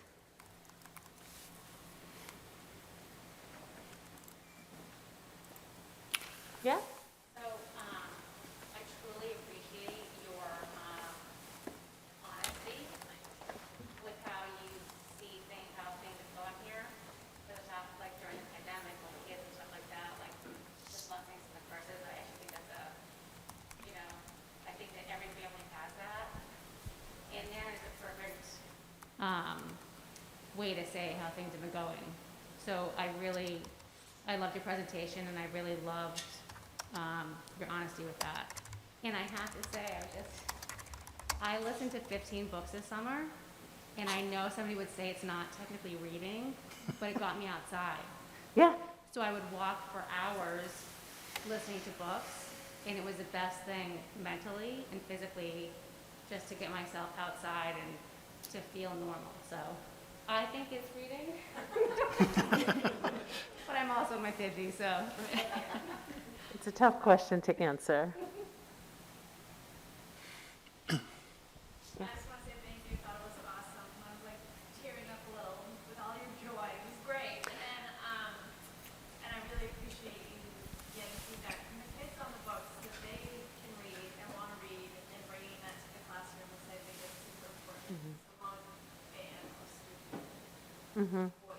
And it's wonderful to be at the high school because you can do that, and these kids are really, many of them are so invested and interested. Joan? Hi, John. I'd like to thank you for your enthusiasm tonight, and as Kathy said, also your honesty. I can see that it's probably very infectious with your students. I will say that listening to a book, to me, is reading a book. I mean, if you hear, you know, we all heard Amanda Gorman speaking at the inaugural of President Biden, and it just, I was never a poet favorite or poem, but just her diction, her phrasing, her gestures, I am sure that that alone, listening to her, brought that to so many other students, even as much as even pronouncing words, okay? The phrasing, all of that makes good readers. They know how to read. We're teaching them now to think when they're reading and how to stop. So please take back to your department and all the teachers. It's wonderful to hear your enthusiasm, and I'm sure that you're giving us a great scope of what's happening in the classrooms today. And it is good to hear the negatives and the positives, and I'm glad to hear that the students were still learning, and you didn't see any gaps coming forward. So thank you for being such an exceptional teacher and a leader for the school. Thank you. Thank you. Anyone else? I had one question. I too enjoyed your presentation, by the way, but you noted you've seen a loss in stamina in kids, and I think a lot of us parents can relate to that. How do you deal with that, and how do you get the stamina back? Well, the way that I personally have tried to deal with that in the classroom is to do more reading and writing and more of the work that requires focus and sort of stillness in the classroom. And to explain to students that, you know, there is some value in building your stamina again and pushing through the hard stuff. And with my daughter and the homework load, it's tough to watch, but it's a really important lesson because you know she's only going to get older and grow into tougher experiences. And so you've got to build that stamina, that mental, that push, and the ability to stay focused. So, you know, I just try to practice it and to share my experience on how, you know, the tips and techniques I use for myself and I've used in the past. What are some of those? Grit. Full on some advice. I'm not as attached to technology as they are, so that really helps too. I'm not turning to my phone every few minutes. I can wait on that. I do think a key to that might have something to do with a schedule that does not require students to go to 7 classes a day. That's a bigger thing. Well, so you mentioned that you don't believe that there's been any learning loss, and I think I have that correct. Is that right? We haven't noticed much learning loss in English in regards to some of the, you know, prominent reading and writing skills, discussion, that sort of thing. Okay, because that would be great to hear and know, because everything you read anyway, nationwide, is that there's a belief that there's been a significant learning loss because of the pandemic. And, but if we're not seeing that here, at least in English, I mean, that's huge. And what do you attribute that to? Well, I attribute it in part to the fact that kids have been doing English, ELA, language literacy, all along. It's not an isolated skill like a certain math formula. It's something that they have been carrying with them since the 1st and 2nd grade. I use the word rusty because I think that we're all a little rusty with some of for me, it's with, you know, finding the right words and being articulate and remembering things. For the students, an example of not loss of skill, but being rusty might be something around, writing a thesis statement or a topic sentence. They know, they learned how to do that. Maybe they didn't write a literary argument or an essay. They didn't write nearly as many last year as they typically do. So they're rusty. But once you spend like I may have spent 2 or 3 weeks on their first paper, because they needed that, here I go, what's that word where you have to reteach it? They needed that. Review? Not review, but yes, basically, I'm losing my words. This is my pandemic fog. They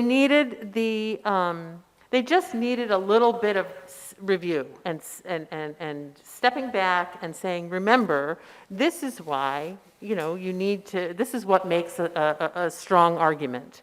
And once they get that review and that practice, instead of assuming, so in 10th grade, for example, we might assume kids come in and you don't have to go over the basic format or organization of a literary essay, for example. They know it. This year, we had to stop and backtrack just a little bit to remind them. So I don't consider that a loss. I just think everyone's a little rusty. And once you did that review, they got it.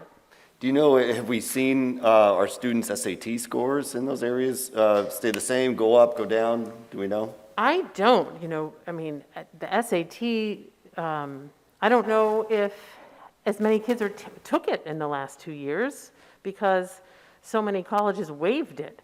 But this will be a very telling year, probably. Yeah, that's what I was thinking this year. Do we have data yet? I don't. Greg, do you know? We have received SAT, AP scores, and in ELA, our students performed commensurate to past years.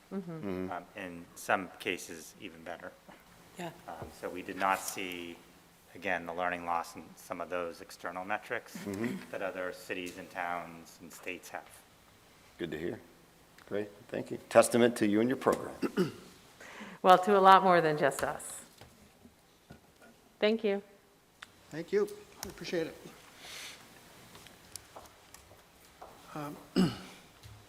Great. I was remiss up top by not introducing our new student rep to the school committee, Lindsay Stone. So, hi, Lindsay. Welcome. I don't know, Sean, did you want to say a couple words? I just say a few nice words about Lindsay? Please do.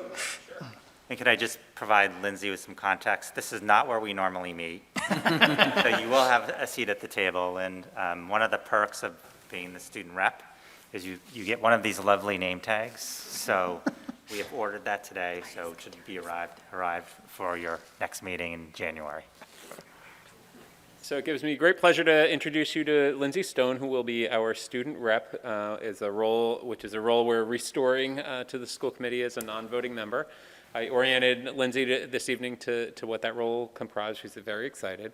She is our senior class president. Additionally, she does some other things, but I've observed her firsthand demonstrating really outstanding leadership qualities. I attended her first steering committee meeting, and she had packed a whole classroom full of kids, and they were working on the first week of school on planning the year's activities, and she had buy-in, she was delegating, she was doing a lot of really wonderful things that leaders do. Far beyond her years. She's also a competitive cheerleader, both here for our school and a competitive team outside of school, and she's an artist in her whatever free time she has left, and she's, I think, going to be a really outstanding member of the committee. So welcome, Lindsay Stone. Welcome. Welcome, Lindsay.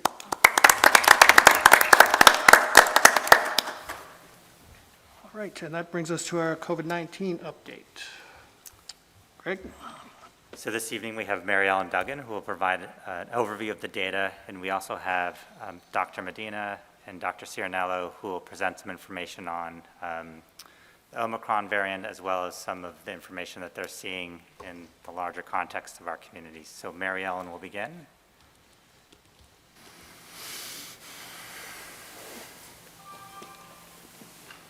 I'm going to blame it all on COVID brain.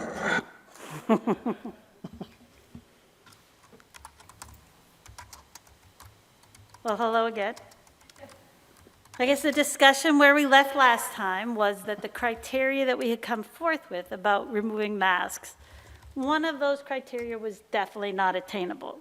So the medical advisory team met again, and we said, removing masks, is it time? Is it going to show? Oh, there we go. Okay. So we need to know what information do we need to look at before making a recommendation. And the three things that the medical advisory team thought we needed to look at were the numbers, the variance, and the implications. So the numbers, as you know, you've seen them, our vaccination rates at the high school are high. We have a total of 86.35%. This is with students. Each of our grades is above almost close to 85, close to 90%. But we need to look bigger than the high school. We need to look at what are the vaccination rates in our younger grades, and they're getting there. So this week, finally, the groups of our students were considered fully vaccinated. That means it was 2 weeks after their second vaccination. So in Northborough, about 45% of our K to 8th graders are fully vaccinated. And in Southborough, it's about 34%. Southborough will really ramp up by the end of this week because their dates are coming up. Their fully vaccinated dates will be this weekend. So other numbers we need to look at are the case counts. The case counts in the district and in the high school. We need to look outside the high school. So our high school numbers, you know, in September really peaked that week in September, the end of September, the beginning of October. And then they've come down. They were 0 for a few weeks, and now they're just trending up a little bit. Last week was our highest case count in the district for the year. We had 49 cases throughout the district. The high school had 7. And then the numbers, we need to even look larger than the high school in the district. We do need to keep this in the back of our minds, what's going on in our towns, because we seem to mirror exactly what's going on in the towns in the school. Our town numbers are rising, as are our states, as are the country. So it's everywhere, the surge is on. And our numbers in the health office, we need to look at that. Like you've heard it all since the beginning, the nurses are working double time to do their job in the health office, to take care of the students that are in front of them, and to take care of the students that are home, that are being isolated, doing the contact tracing for those students. So at the high school, so far in the first 68 days of school, yes, we've only been in school for 68 days, for those of you that have been there, they have had 3,526 health office visits. They've done 379 medical procedures. They've administered 677 medications. They've done 583 mandated screenings. God bless them that they got those done, some of them. And they've contact traced for 74 individuals. So we need to keep all of those numbers in the back of our mind while we're making our decisions. And then I'm going to invite Dr. Cirinello and Dr. Medina maybe to come up and present about the variance, because this is something that is key for us to think about at this time.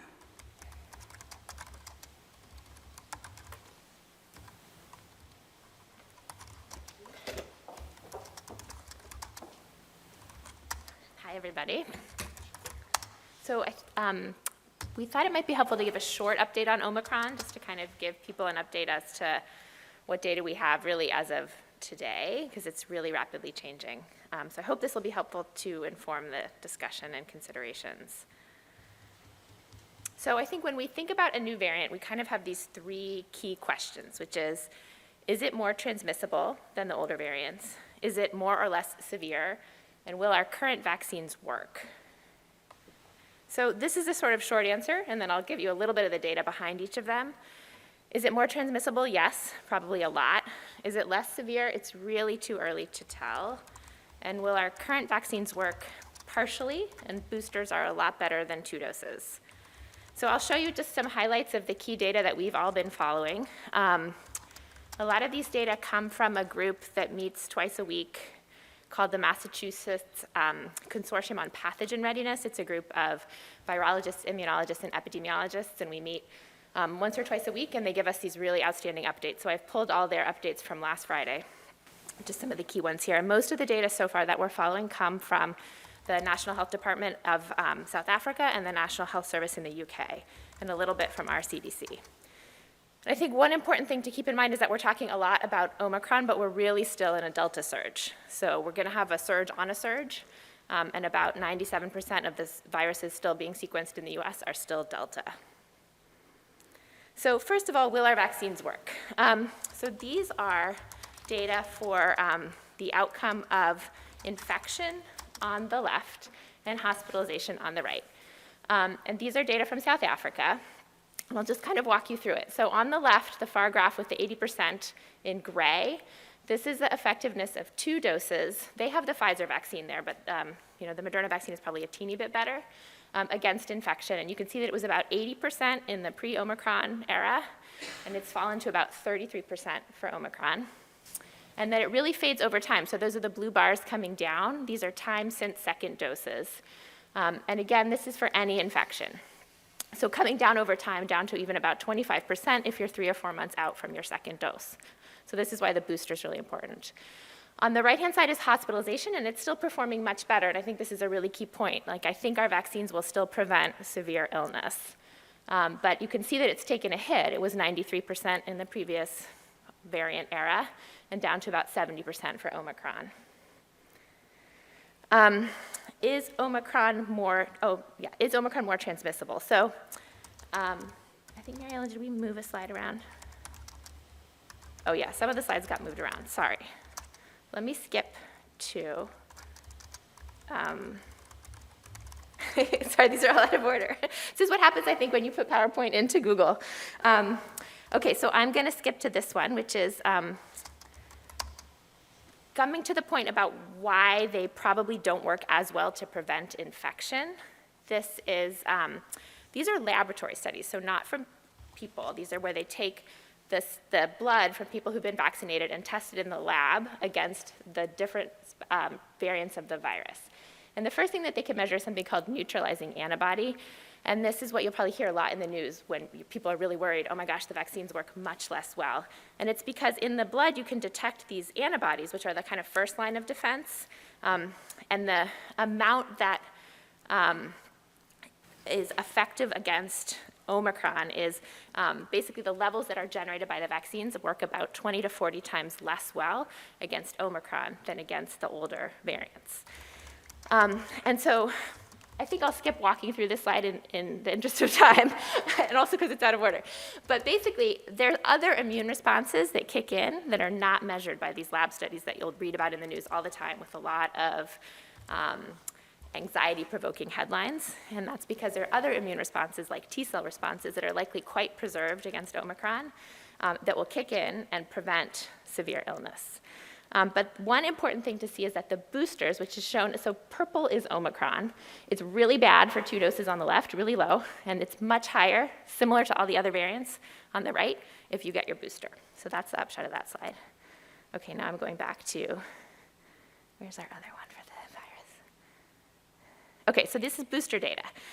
Basically 2 doses of the Pfizer vaccine over time, and this is preventing any symptomatic infection.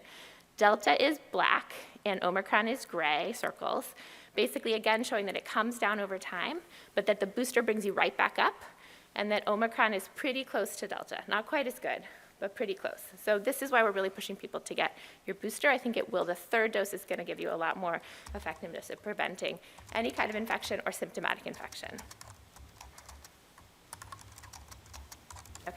Trying to do these in their order. Okay, and then is it more transmissible? Yes, a lot more. So these are just 2 slides, on the left from South Africa, on the right from the UK, and all you really need to look at is the sort of the slope of the line going up. So the red line on the left is Omicron, and the other lines that peak and fall are all the other variants that have been in South Africa, and you can just see that the slope of that red line is much, much faster. Now, somewhat intriguingly, there's like a downturn, which we don't know if that will just be an artifact in the data or it will actually be the downturn. So we're watching that.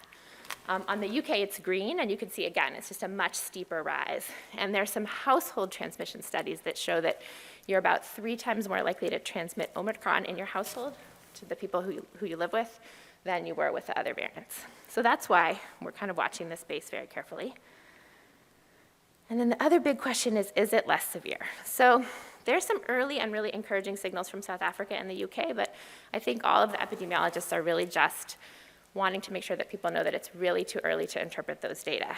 So the things that look kind of reassuring, again, this is the same graph from South Africa on the left, that really steep rise in cases. On the right-hand side is hospitalizations. So red, again, is Omicron. So it's not doing that. So really steep rise in cases, but very similar or even less steep rise in hospitalizations than with the older variants. So that could potentially be really encouraging. But there's a couple reasons why it may not actually turn out to be true. One is that when you have a really fast-growing epidemic and you're looking at the data really early on, which we are, almost all the infections that you find are going to be pretty recent infections. So they won't have had time to get really sick. And so it's just going to take some more data. And the other thing is that South Africa has really high population immunity, either from previous infection or from vaccination. And so this doesn't tell us really much about how this will put people who are unvaccinated at risk. And then the data from South Africa are all from private hospitals, so really driven by wealthier people who can access care much better than the general population. But I just wanted to highlight that even if the severity risk is the same as with Delta, if you multiply that same number, that same proportion, times a really much larger number of infections, it's still a really large number of people who might get really sick. So that's the reason that we're kind of watching it closely. So we talked about vaccines. You may hear people say that they are hesitant to get vaccinated because they'll just wait, and if they get COVID, they'll just get treated.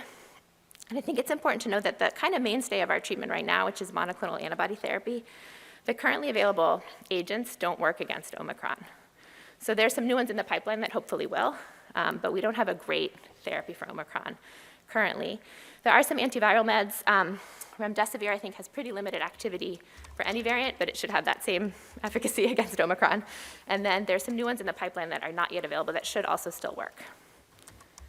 So these are the short answers, which we talked about. We're really still talking mostly about Delta here. And I just want to encourage people that vaccines and boosters for Omicron will still do all the things that we've been talking about. They'll still have some impact on preventing infection, and therefore on your ability to ever transmit to anybody else. And they will definitely still continue to prevent severe illness as far as we can tell as of today. And so there's some more sources and things for people. I'll turn it back to you, Mary Ellen. Thanks, Andrea. And then the next thing we need to think about, what are the implications? So we need to think about the capacity of the nursing staff to effectively contact trace and provide health office services to the students in front of them. That must be a consideration.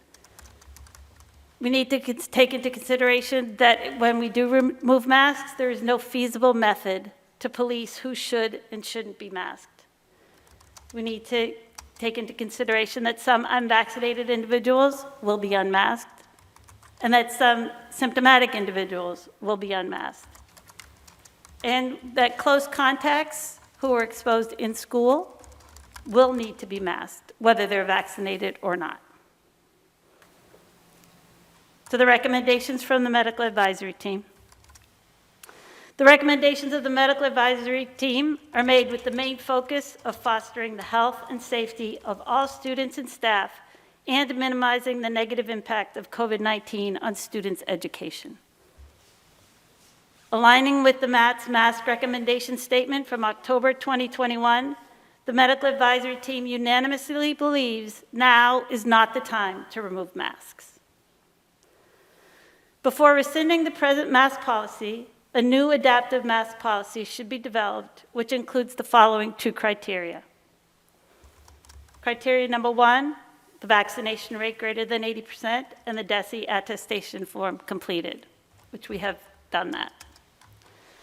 Adaptive mask policy criteria number 2, a case count of less than 1% per week, which would be 12 cases per week. If the case count is greater than 1% per week, then the medical advisory team will convene and review the cases to determine if masks need to be reinstated. If masks are reinstated, it will be for a 2-week time period. During that time, the MAT will review the data to determine if masks can be removed again.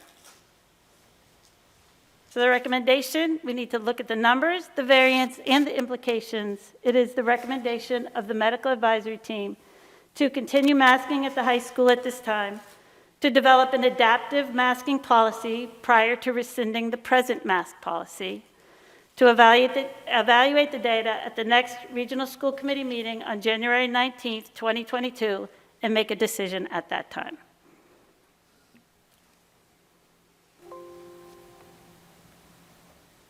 So I'm open to any questions for any of us that are here, myself or the medical advisory team. Sean?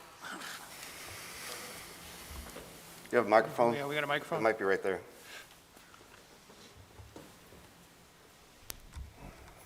Maybe the COVID thought. Can you, the 12, what does that mean? 12 in school, 12 in the 12 community? cases 12. at the high school. So we haven't, if you went back to the, we haven't seen that since September. September, we had the 23 cases, we had 12 I cases. just wanted to be we clear, had so 11. 12 in the high school, not in Northborough? No, not in- 12 just in the high school. Thank you. Dan? So at this point, do we make a motion to permanently keep masks on? Because we're never going to get less. When do you think we'll ever get less than 12? Should We have had less should we than- just not even have the discussion every month and just let the students know that it's going to be a permanent mask wearing? Not at all. We've had less than 12 since the first week in October. We have had less than 12. We have had less than 12. We had, in the last week in September, we had 23. The following week, we had 12. And so Following week, we had 11. Okay, and how is that, how did you come up with that magic number or percentage? I've heard cities have 3%. I think if memory serves, it was New York City that, which is a little bit bigger than this district, and their number was 3%. Who came up with 1%? The 1%, we asked the nurses what they could feasibly handle with contact tracing in a week, and they said about 10. 12 is 1%. So with support, we thought we could do 12. So Greg, is this a staffing issue or is it a masking issue? So I think it's partly a contact tracing issue, that when you have the contact tracing that needs to happen and the limited number of nursing staff we have and their day-to-day responsibilities, we can't maintain contact tracing above 10 or 12 in the course of a week. So it is a staffing issue. So if we increase staff, however that would be done in short order, can the students who have reached well over 80% as required by the state, and we've received the permission to unmask at that level, is it a staffing issue? Can we staff up so that we can finally like Hopkinton has done, and their school committee said recently their pilot was far more successful than what she had anticipated. So maybe something's different with, that school a handful of miles away than what we're doing here, but there's been great success when they let the kids who have, take them off. You've reached the goal. And then, and I agree with the doctor. I mean, Omicron, you don't know yet. It's early. At least we're not seeing massive amounts of hospitalizations, severe, issues with it now. If we'd seen that, then yeah, of course. I'm an advocate too. Keep them on. Do more than a cloth mask too. We should. This thing is not the end all. But from everything that I've read, I'm no doctor, but it seems to be that the symptoms are less severe, highly contagious, less severe. And I'm wondering if Hopkinton can do it, why can't we try? And especially since it's now 1 week before the kids are gone for a few weeks. I had high anticipation last month when I heard you speak that let's just come back in December and I'm thinking, all right, students, you got it for another month. You're doing great, but December's going to be the month. I really had, and high hopes for that. And everything I'm hearing is December's not the month. January's probably not going to be the month. February, let's just stop having the discussion and tell the kids it's staying on for the rest of the school year, and maybe next year and the year after. Could I answer? Anyway, so some of this, there are some questions in there about Hopkinton Yeah, I mean, I think. and whatnot, so.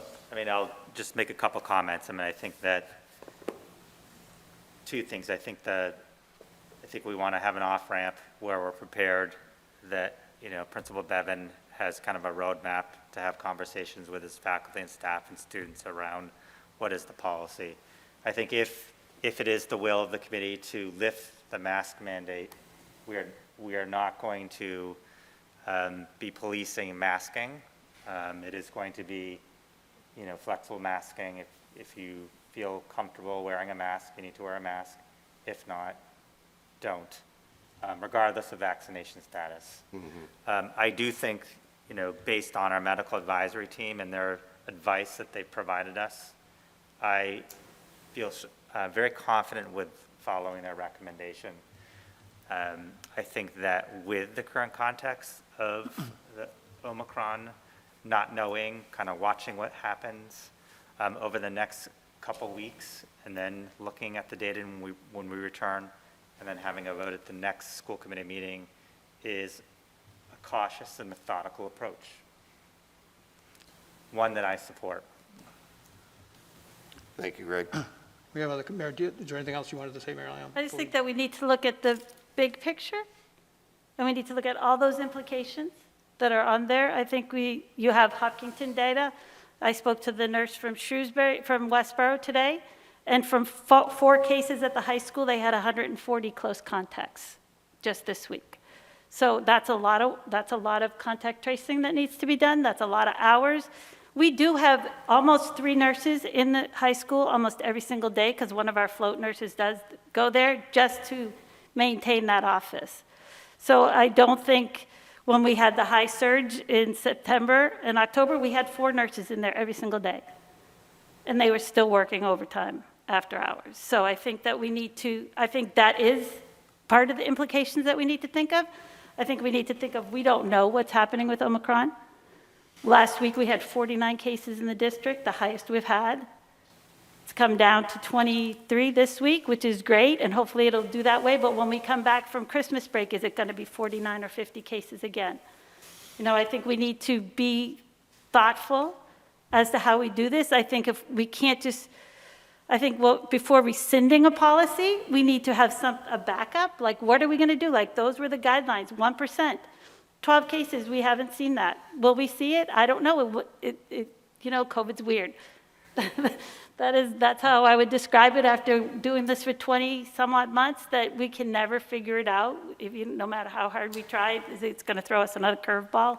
But I think we need to be really mindful about the decisions that we make and have a plan in place, which I think these criteria are attainable. Okay, I got Paul Bunker and then Sean. Just a question on can you have a microphone so everyone can hear? Thanks, Terry.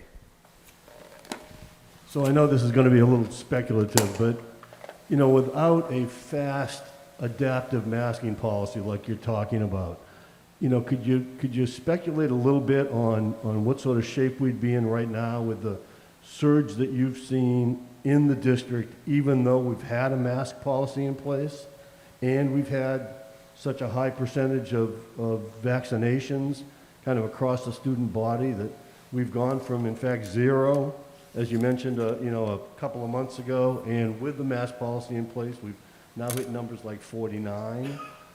I mean, it strikes me as this adaptive masking policy seems to me that it's got to be something that we can put into place like instantly when a surge or a surge on a surge, as the doctor mentioned, is going to happen to us. You know what I'm saying? Maybe I'm not phrasing it right, but it seems a little scary to me that we would hit numbers like we did with a masking policy in place, even though a little while ago we were so low. So the numbers, the 49 was the whole district, just to let you know. The high school was 7 last week, which was the highest we'd seen since September and October. So I think that if we start to see those numbers, we'd look at the data. You know, the state looks at it over 2 weeks. We would look over it over a week. And if we see those numbers still steadily rising up, that's when the medical advisory team would convene. And I think, like, people are going to have masks, right? They're going to have a mask when they go into the health office. They have to have a mask to ride the bus. They have to have a mask to play indoor sports. So the masks are going to be there. Do we say, like, all of a sudden at 12 o'clock on Thursday, you have to put your mask back on? Probably not. It would be looking at the data over a week's time, you know, when the medical advisory team meets every Tuesday, and looking at that. I don't think it's going to be like a drop decision like that. And I think we see those 49 cases. Where of our kids, most of them, like 7 at the high school, but most of those cases are our kids that didn't have the chance to be fully vaccinated yet. And hopefully we're going to see those numbers really drop off, right? We're going to see those numbers drop off as the vaccination rate rises.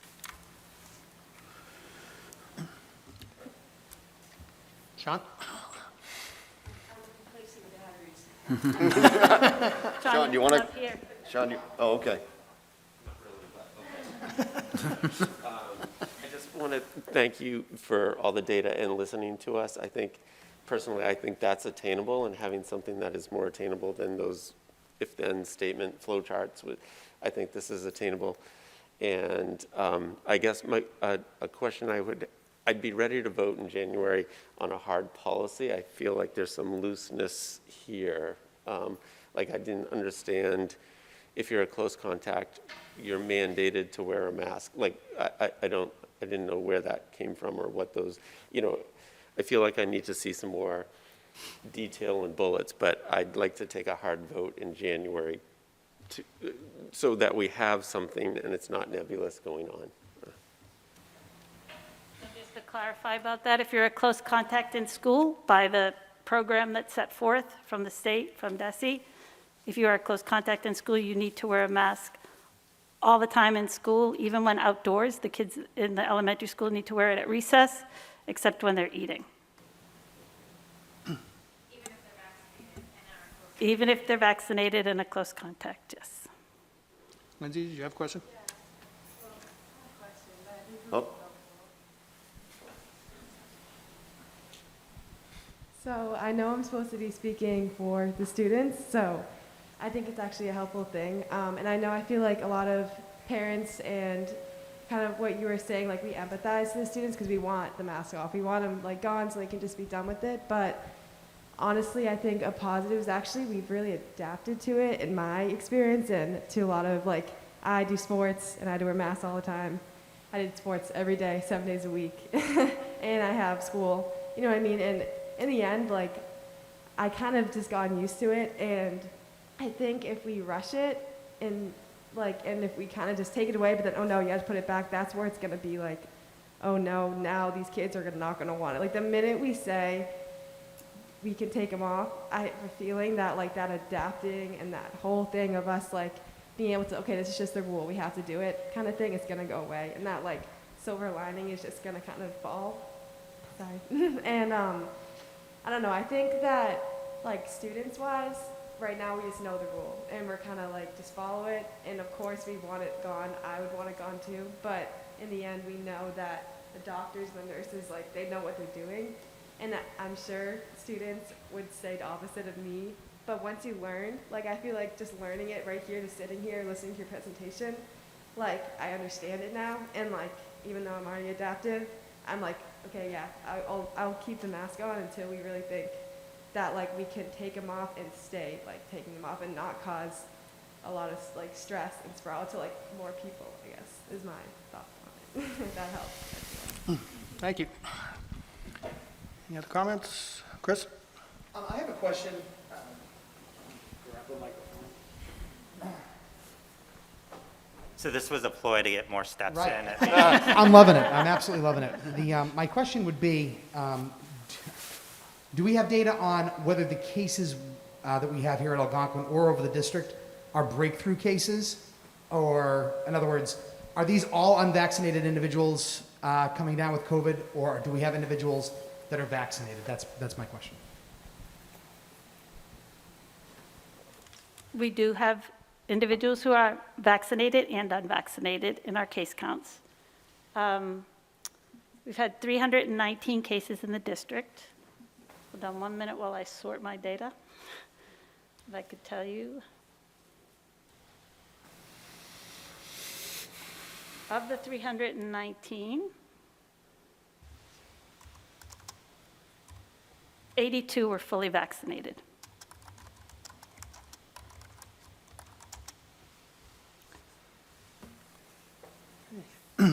John? Does that help? Yes, it does. Okay. It's Can not you- so much as a question, but it's more of a comment I think that we have to look at. We just heard from a student who spoke very eloquently, and thank you very much for giving us the student's perspective. But I think the next time I take my vote, I would like to know what is the feedback from the stakeholders. I am sure that the administrators, principals, teachers have talked about this, I would think, maybe in faculty meetings. But besides that, we also have teachers, we have aides, we have cafeteria workers, and we have so many support personnel that are needed with these kids. Many of them may have medical condition where they cannot wear a mask.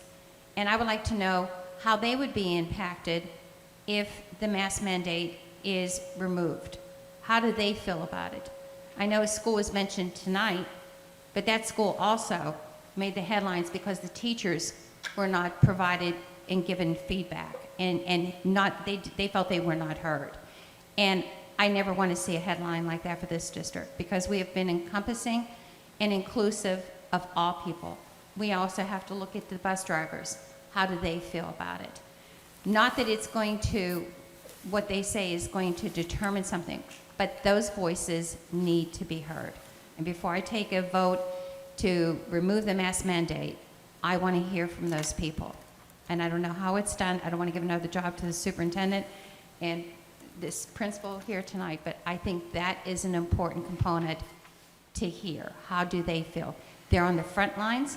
They have been on the front lines. They've gone to remote, they've gone to hybrid, and they have excelled. And I still want them to keep on excelling. So I want to hear from those stakeholders before I make my vote to lift the mask mandate. Thank you. Anybody else? Well, my 2 cents is just kind of Dan made the point that, we've only got 7 or 8 days before we go on vacation, so why not go for it now and see what happens? I looked at it the other way around. It's like there's only 7 or 8 days left, so why risk it at this point and potentially send a bunch of kids home for the holidays with COVID? So that's my thought. I think all the medical advisory advice, as usual, this makes sense to me, and I don't see any reason to make a change at this point. Paul? Dan? So when we come back, okay, in January, so I'm sensing nobody is, I'm not even going to bother making a motion then tonight, okay? So everyone's off the hook, all right? We're not even going to go, you're not even going to be on record to have a vote on this tonight because we're not going to do a motion. When we come back in January, first of all, I don't know where I don't know where the 1% came from. I don't know if that is the state mandated 1%, this Worcester County mandated 1%, the country mandated, who mandated 1%? And is that the rule, right, or is that the suggestion? And is the suggestion primarily because we don't have the staff to do the contact tracing in the event that we have, so why isn't it 3%? Why is it 1%? And so between now and then, and I agree with Sean, I would like to have a policy in place by next January that we can vote on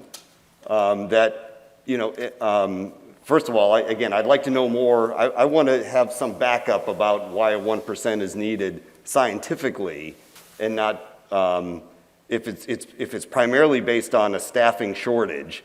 I don't want to tell the students, again, you're at high 80s, the marker was 80%, but we came up with new criteria now. We got rid of one last month because that one wasn't going to be attainable, but we've put in others, including this 1% that is likely not going to be attainable as well. So is it 3%? Is it 2%? And if it's a staffing issue, I'd like to know, can we get that staff, can we have that staff ready so that we can eventually end the mask mandate? Is that possible, Mr. Superintendent? Yes. By next meeting? Yeah, I mean, I think it is possible. I also think that the criteria set forth this evening around 80% vaccination threshold, which we've met, and the 1% is a very attainable. It's not reaching for the sky. If we look at the data over the past 12 weeks, we've met that criteria. I think the criteria that was presented at the last meeting would have resulted in us never lifting the masking policy as a result of, it was just not attainable. Mm-hmm. I think the 1%, and we can look at that and have conversations with the medical advisory team, is very reasonable and within the data that we've seen over the past, 8 to 12 weeks in terms of cases and what we can handle. I feel like it's a realistic set of criteria that it's not going to prolong masking for a long period of time because we just can't meet the criteria. And there's not like a surplus of school nurses anywhere in the state. Well, again, I know that. I don't want to do this to the kids forever because there's not enough nurses. I want to tell the kids that, sorry, again, the 80% was, great job, but we don't have the nurses now.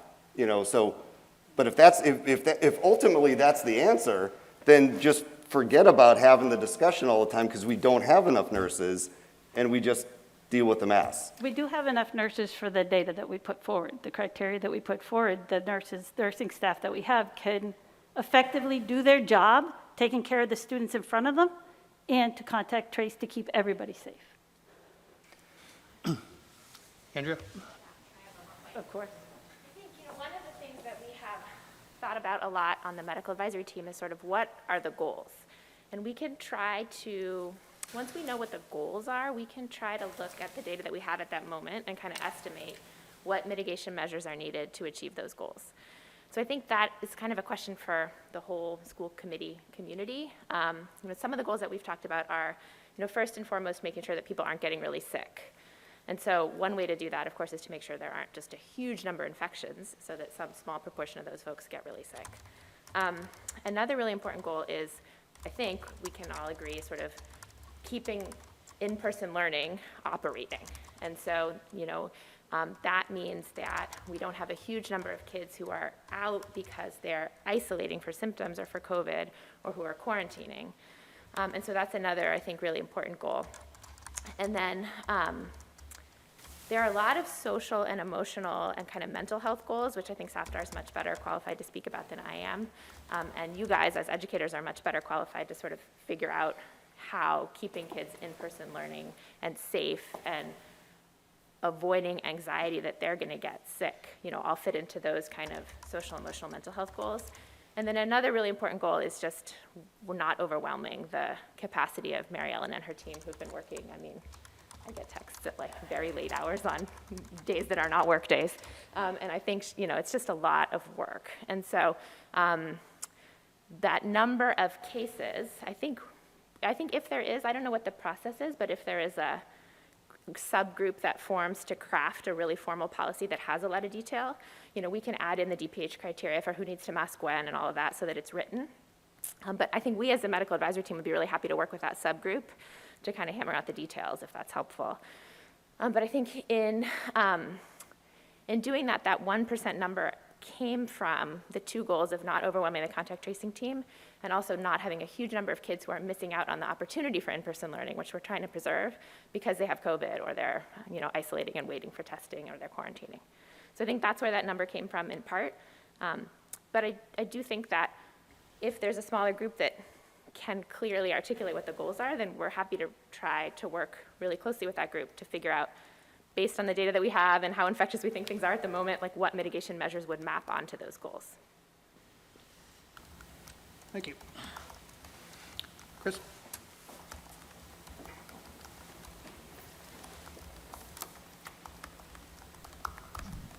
I just want to thank the medical advisory team. Clearly, a lot of thought went into this. You know, at the last meeting, one of my concerns was that, in fact, what was posted was unattainable. And I do think that what you've presented to us tonight is an attainable goal. And I just want to commend you for taking the time and clearly the thought that went into coming up with something that is reasonable for us to consider. So thank you very much. Okay. So going forward, we work on a policy to bring forward next month. Did we get somebody from the policy subcommittee involved? Kathy Key? I saw her hand go up. There you go. Okay, Sean?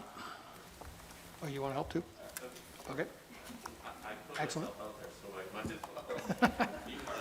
Very good, thank you. All right, moving along. We have on the agenda testing, DESE state programs. We cover that more or less? Okay. Legislative update. I think we didn't have anything. Is that right? Yeah, no updates at this time. So approval of grants and donations. Greg, you want to go over these? Yeah, so we have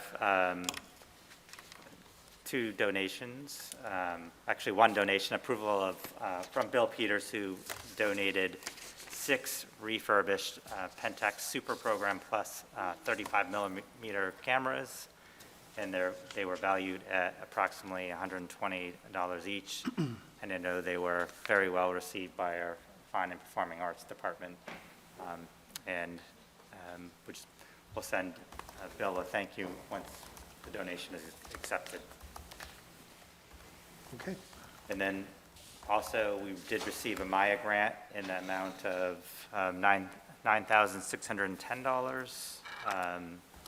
And again, that is for enhancing the sprinkler system, some facilities management preventative maintenance software, and also property loss prevention equipment. And again, that is a Maya grant that we'd like to accept. Okay. I think we can do these both at once, right? So move for both? Very good. Moved by Dan, seconded by Paul Budka. Any discussion? All in favor? Passes unanimously. Thank you. And superintendent's report to the committee. Take it away, Greg. And to launch the superintendent's report, we have Principal Bevan, who will give his principal's update. And Principal Bevan, I'm going to have you sit here because I'm trying to navigate clicking the slides is easier if you do it. Sounds good. It's not a lot of slides and it's not a long report, but I'm happy to do it.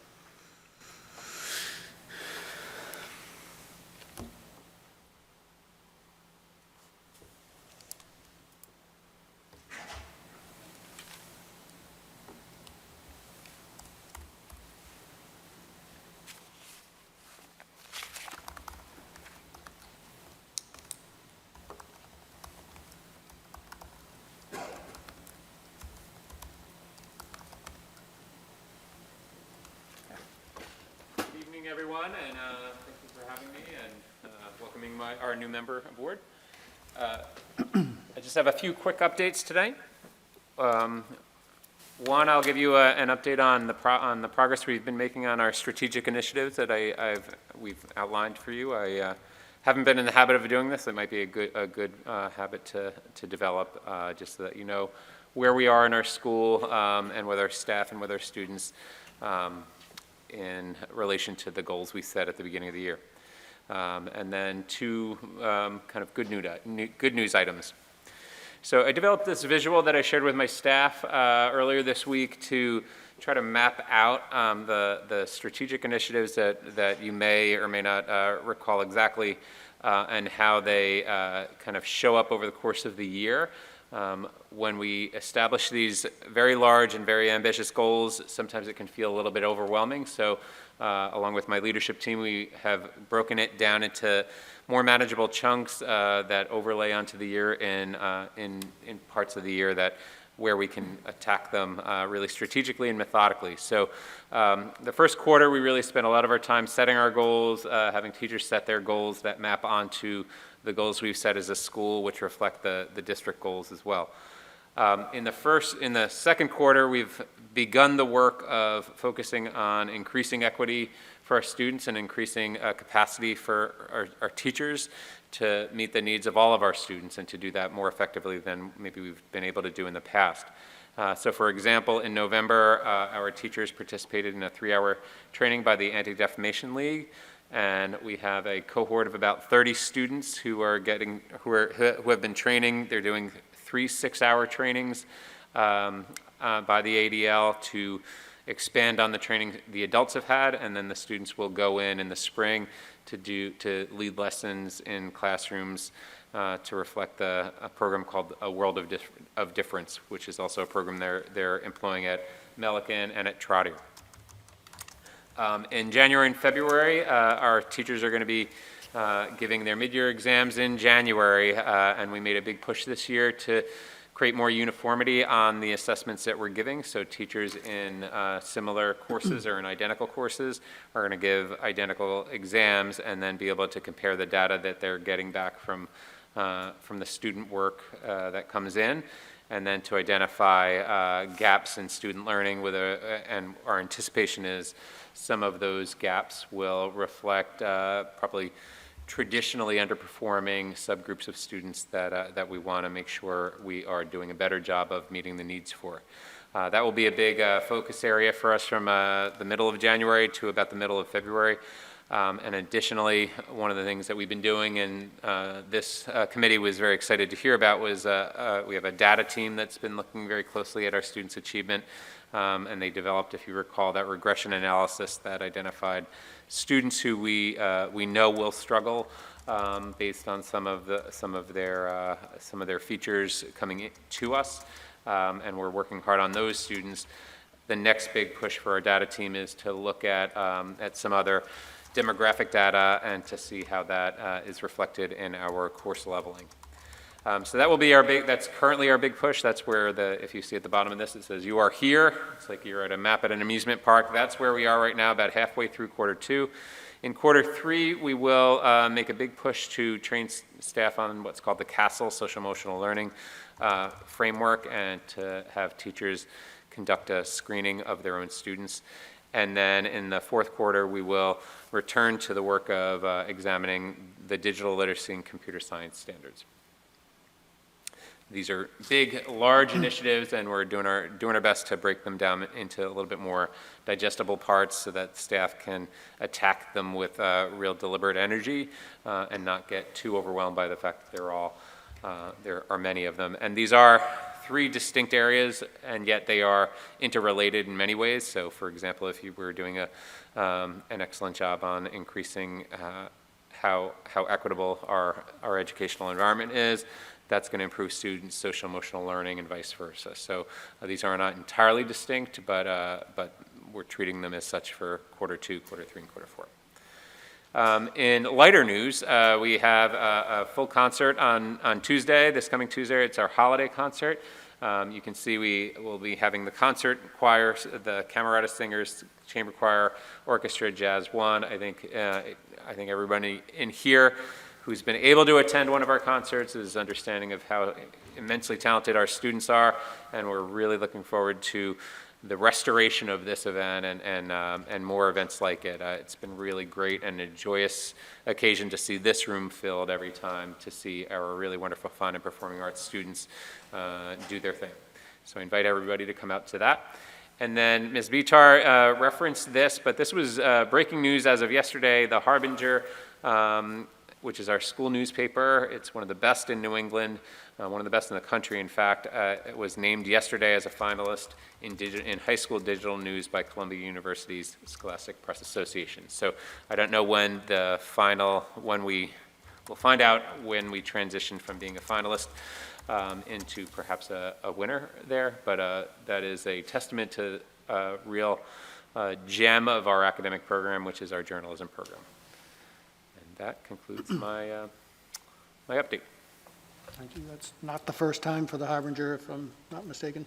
The Harbinger has been a really wonderful program. It was wonderfully advised before I got there. I was the advisor for 7 years, and we put out a good product then. And then Ms. Copens, who's the advisor there, has taken it to really a next level that is hard to beat. She's done a really wonderful job, and the students who participated in it are exceptional. Excellent. Questions or comments for Sean? I had one. I've heard the World of Difference program came up a number of times, but I think it was in Greg's update and other things. Can you just talk a little bit about that and what it's all about? Yes, it's a program that is developed and designed by the Anti-Defamation League. It's designed to improve and address inclusivity in the classroom by mostly and primarily by training students to embrace that work, and then training students to train other students in that, rather than having it be a lesson learned by a teacher in a kind of a dry kind of way. And the trainings were very interactive, and they asked students to consider other perspectives other than their own. In an environment like ours, where it's not incredibly diverse, it's more diverse, I think, than people realize. It's a program that's going to ask students to contemplate and think about ways that we can be more inclusive in our communities. So I've seen the training. I have not seen the implementation of one of the lessons, so I can report back once that starts to happen. All right, sounds good. Well, thank you, Sean. Appreciate it. Thank you.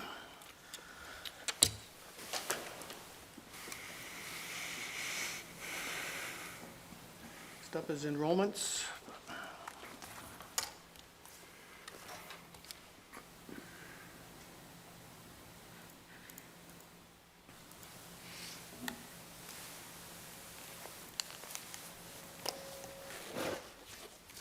So in your packet is the enrollment data as of December 8th, 2021, and enrollment was 1,268 for students, more than our projected enrollment of 1,264 from NASDAQ. Also in your packet is the FY23 through FY29 capital plan, and I do plan on convening the capital planning subcommittee sooner than later to have a conversation around what, if any, of the capital projects we want to consider putting on the town warrant articles. So I will be convening the capital planning committee, subcommittee, will be the first week in January. Okay. And also in your packet is the FY22 monthly general fund expenditure report, and Becky Pellegrino will provide an overview. Good evening, everyone. So the monthly general fund report as of November 30th, 2021 is included in your packet. And as you can see, we had just over $1 million or 4.15% remaining. Sorry.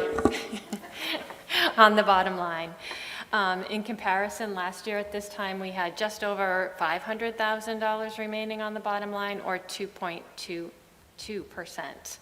I do want to point out two line items that were mistakenly unencumbered, and those are the Medicare tax and the substitute teacher line items.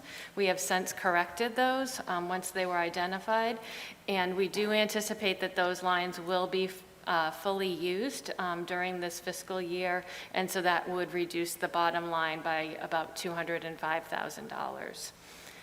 Our November heating and electricity bills are coming in, so we are doing an analysis and a comparison to prior fiscal years to gauge where we are at this point in the fiscal year. In terms of the athletic budget, as I mentioned last month, and it still remains the same, we've collected just over a third of our athletic fees, and those fees do fund the athletic program, and so this really lines up nicely with where we are at this point in the fiscal year.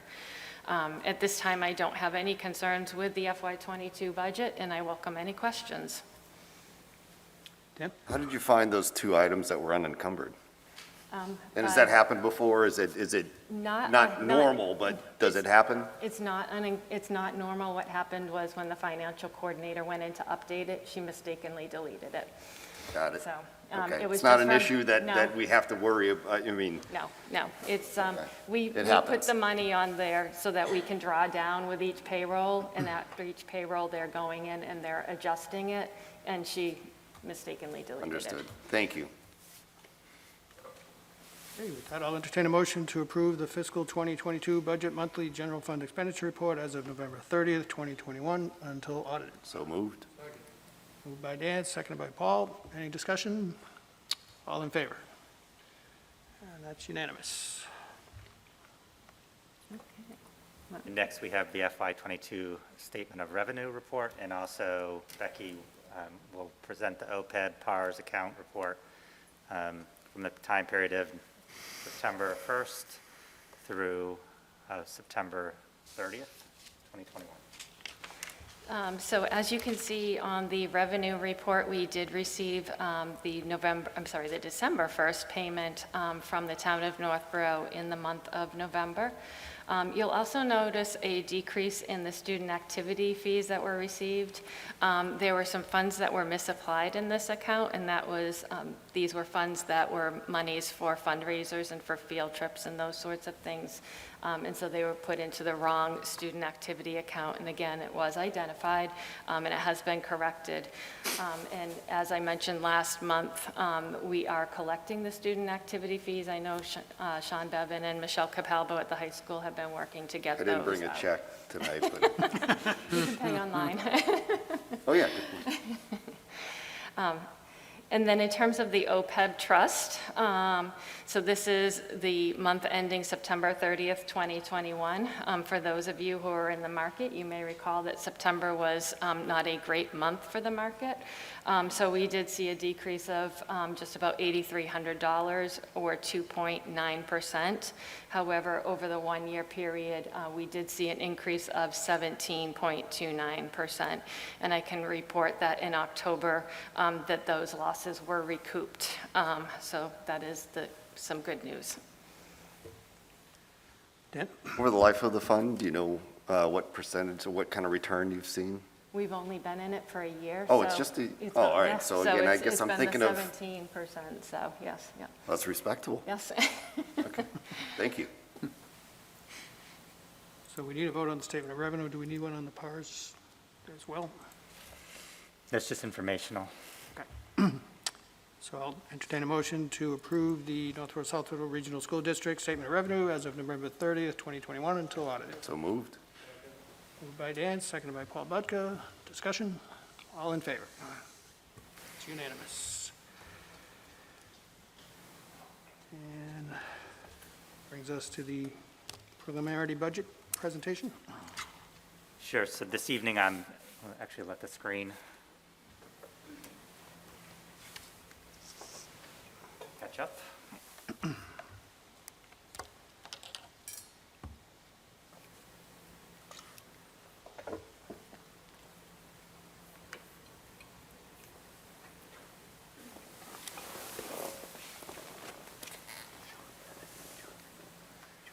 So this evening, I'm pleased to present to the Regional School Committee and the community the FY23 preliminary budget.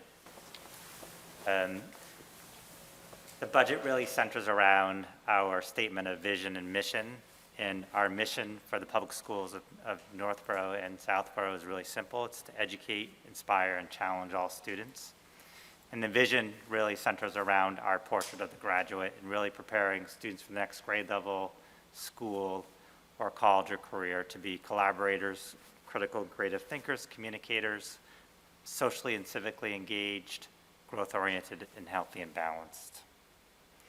In terms of the budget process begins early in September, as the school committee is well aware, and really working with the school committee on setting budget priorities is a key action step in launching the budget process.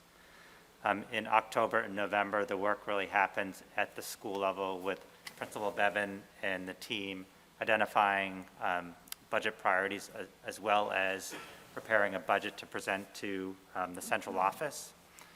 And then in November, the central office really spends time synthesizing all of the requests to present a preliminary budget to the school committee. I will share that we are on time in terms of the budget process. But with a regional budget, there are a lot of unknowns. The governor's budget is very important in terms of the regional budget because of the number of factors of minimum local contribution, Chapter 70 circuit breaker, and usually we have a good indication of what the budget landscape will look like at the end of January. The other conversations that we're having in terms of the budget process is working closely with our town administrators, Mark Purple in Southborough and John Kader in Northborough, as well as the select boards, to make sure we're understanding the larger context of the town's budgets and what the constraints are in terms of finances. And then lastly, in April and March and April, we have our town meetings, and hopefully those town meetings will feel more normal this year than in prior years, and those are set for Saturday, March 26th in Southborough, and then in Northborough, it's April 25th, 2022. In terms of the budget variables at this point in time, so Chapter 70 funding in the Student Opportunity Act. The Student Opportunity Act set aside some funds around transportation reimbursement for out-of-district students. We did see an increase of funding as a result of the first year of implementation, and we expect to see an additional increase due to the second year implementation. And also an unknown right now is health insurance.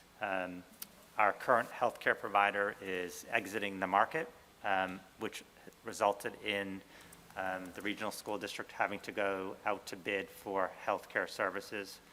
We are working with our healthcare consultant, NFP, to review proposals that were submitted to us and really to see what the impact will be on the overall budget process. We are partnering with the town of Northborough as well as the town of Southborough, so we are maximizing our pool, which we think will give us favorable rates. And we anticipate having some good data mid-January, which will again be very important in terms of having our recommended budget move forward. Out-of-district special education funding is also an unknown and variable. And lastly, the new unknown is inflation. The costs of goods and services are increasing, and we are seeing an impact. And we do predict that inflation will be a factor in terms of our budget for fiscal year 23. In terms of the budget priorities, so again, these are very important priorities that we as a leadership team use to make decisions with limited resources and funding.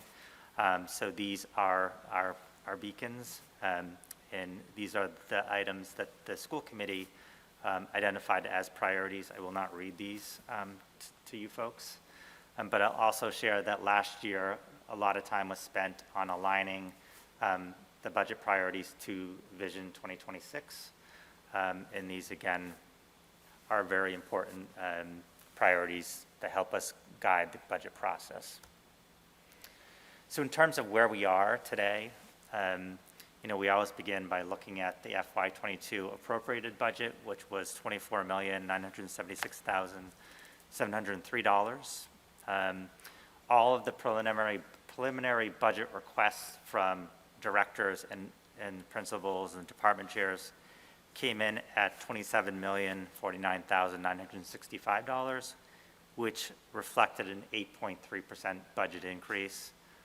Having conversations with, again, the towns, that is not a feasible number in terms of moving forward. We did apply some reductions, a little under $950,000, which brought the preliminary budget to $26,106,153, which reflects a 4.52% increase over fiscal year 22. In terms of some of the budget drivers, we are seeing instructional textbooks and materials, we're seeing a slight increase in that line item.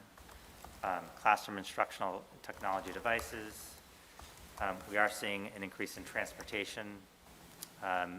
Salary increases, COLAs, so we are entering our third year of our CBA agreement with the Algonquin Regional Teachers Association. Insurances, health, liability, workers' comp, we are anticipating a little over $200,000 increase. And then special education out of district transportation of $71,520. So the total cost, budget drivers is $1,129,450. And then we have our budget offsets. So we have 2 budget offsets: circuit breaker reimbursement and employee retirements and leave of absences, which total $943,812. Again, which currently we stand presenting this evening a preliminary budget of $26,106,153, which reflects a 4.52% increase over fiscal year '22. And again, we'll caution that we are very early in the budget process, and there are a lot of unknowns at this point in time. I also want to share that in terms of the budget process, the leadership team and the directors work very closely on thinking about if there were no fiscal constraints, what would be the asks. So this work resulted in a request of 2.7 FTEs, and the requests were around adding a 0.2 drama educator, 0.5 library ESP, human resource generalist shared with Northborough and Southborough, BCBA 0.3 again shared with Northborough and Southborough. What does that stand for? Board Certified Behavior Analyst. Thank you. Team chairperson, which oversees and orchestrates kind of the special education process, a transition coordinator, and then 5 varsity coaching positions, again, a 2.7 FTE increase.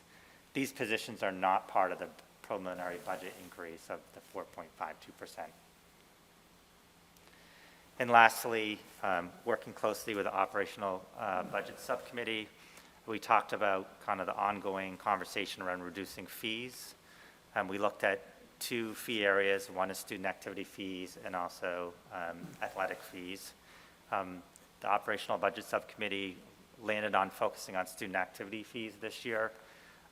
Becky and the finance team put together a proposal of reducing the fees over a 2-year period and what the result or impact would be. So next year, the activity fee would be reduced to $25, and then fiscal year '24 would be 0.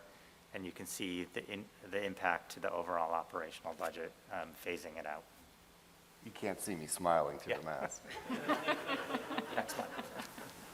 So, so at this point in time, that is the preliminary FY23 budget. And over the next several weeks and months, we'll have a clear understanding of some of those variables we're trying to sort out. But we are in a good place in terms of the overall budget process as it stands today, December 15th. And I'd be happy to answer any questions. So if I may, so I'm thrilled with that last slide, as you know. Thought you'd like that. So, this is great news. I mean, kind of rounds out my tenure on this.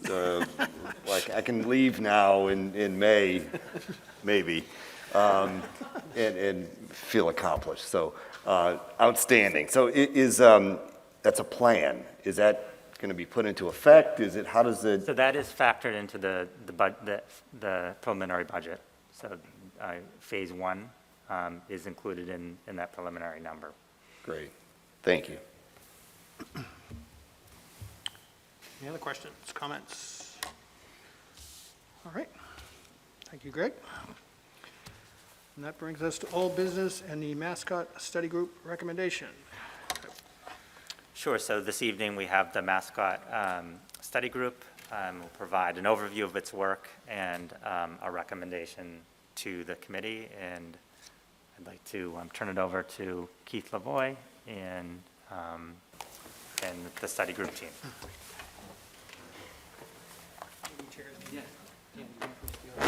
Please.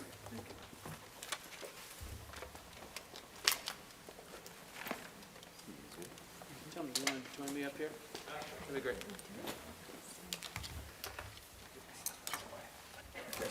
You don't have to. That's fine.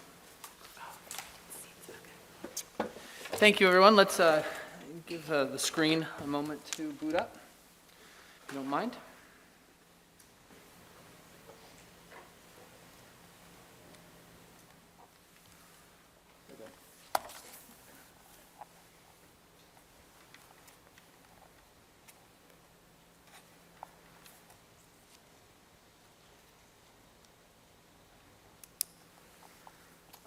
Excellent. Well, thank you. I want to thank the committee again for the opportunity to update everyone on where we are with the mascot renaming process. At the conclusion of this report, I will have a recommendation for you. But before we do, like Greg mentioned, we want to mention a little bit about the process, what has gone on so far, and certainly in the last few months, and the level of work that has gone into making a thoughtful recommendation for you to consider. So this evening, I'm joined by Principal Bevan and one of the staff members at Algonquin, Jonathan Cahill, who will assist me in the different aspects of the presentation. First off, I kind of want to share a little bit more about the goals of what we're going to review this evening. First is to discuss the purpose of the study group. We'll remind everyone about that. Second, we'll provide an overview of the process. That'll be done by Principal Bevan. Talk a little bit more about what the meetings were like, which will be done by Mr. Cahill. And then I'll return with sharing a little bit more about the community outreach that was done, and finally, the recommendation that we will be making. I do not want to remiss this very important step by identifying the members of the committee that did dedicate a lot of time and effort over the last few months to come to this recommendation.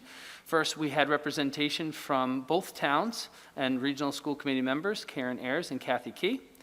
It was also included myself, Principal Bevan, Athletic Director Mike Masserino. Mr. Cahill is joining us tonight. Mr.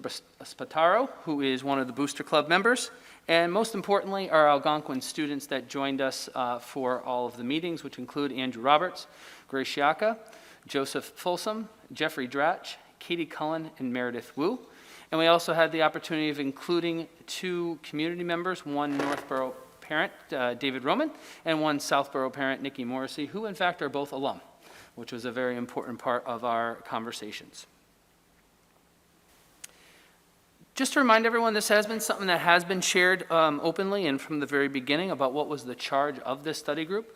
First was to identify the core values of Algonquin that we wanted the new mascot to reflect.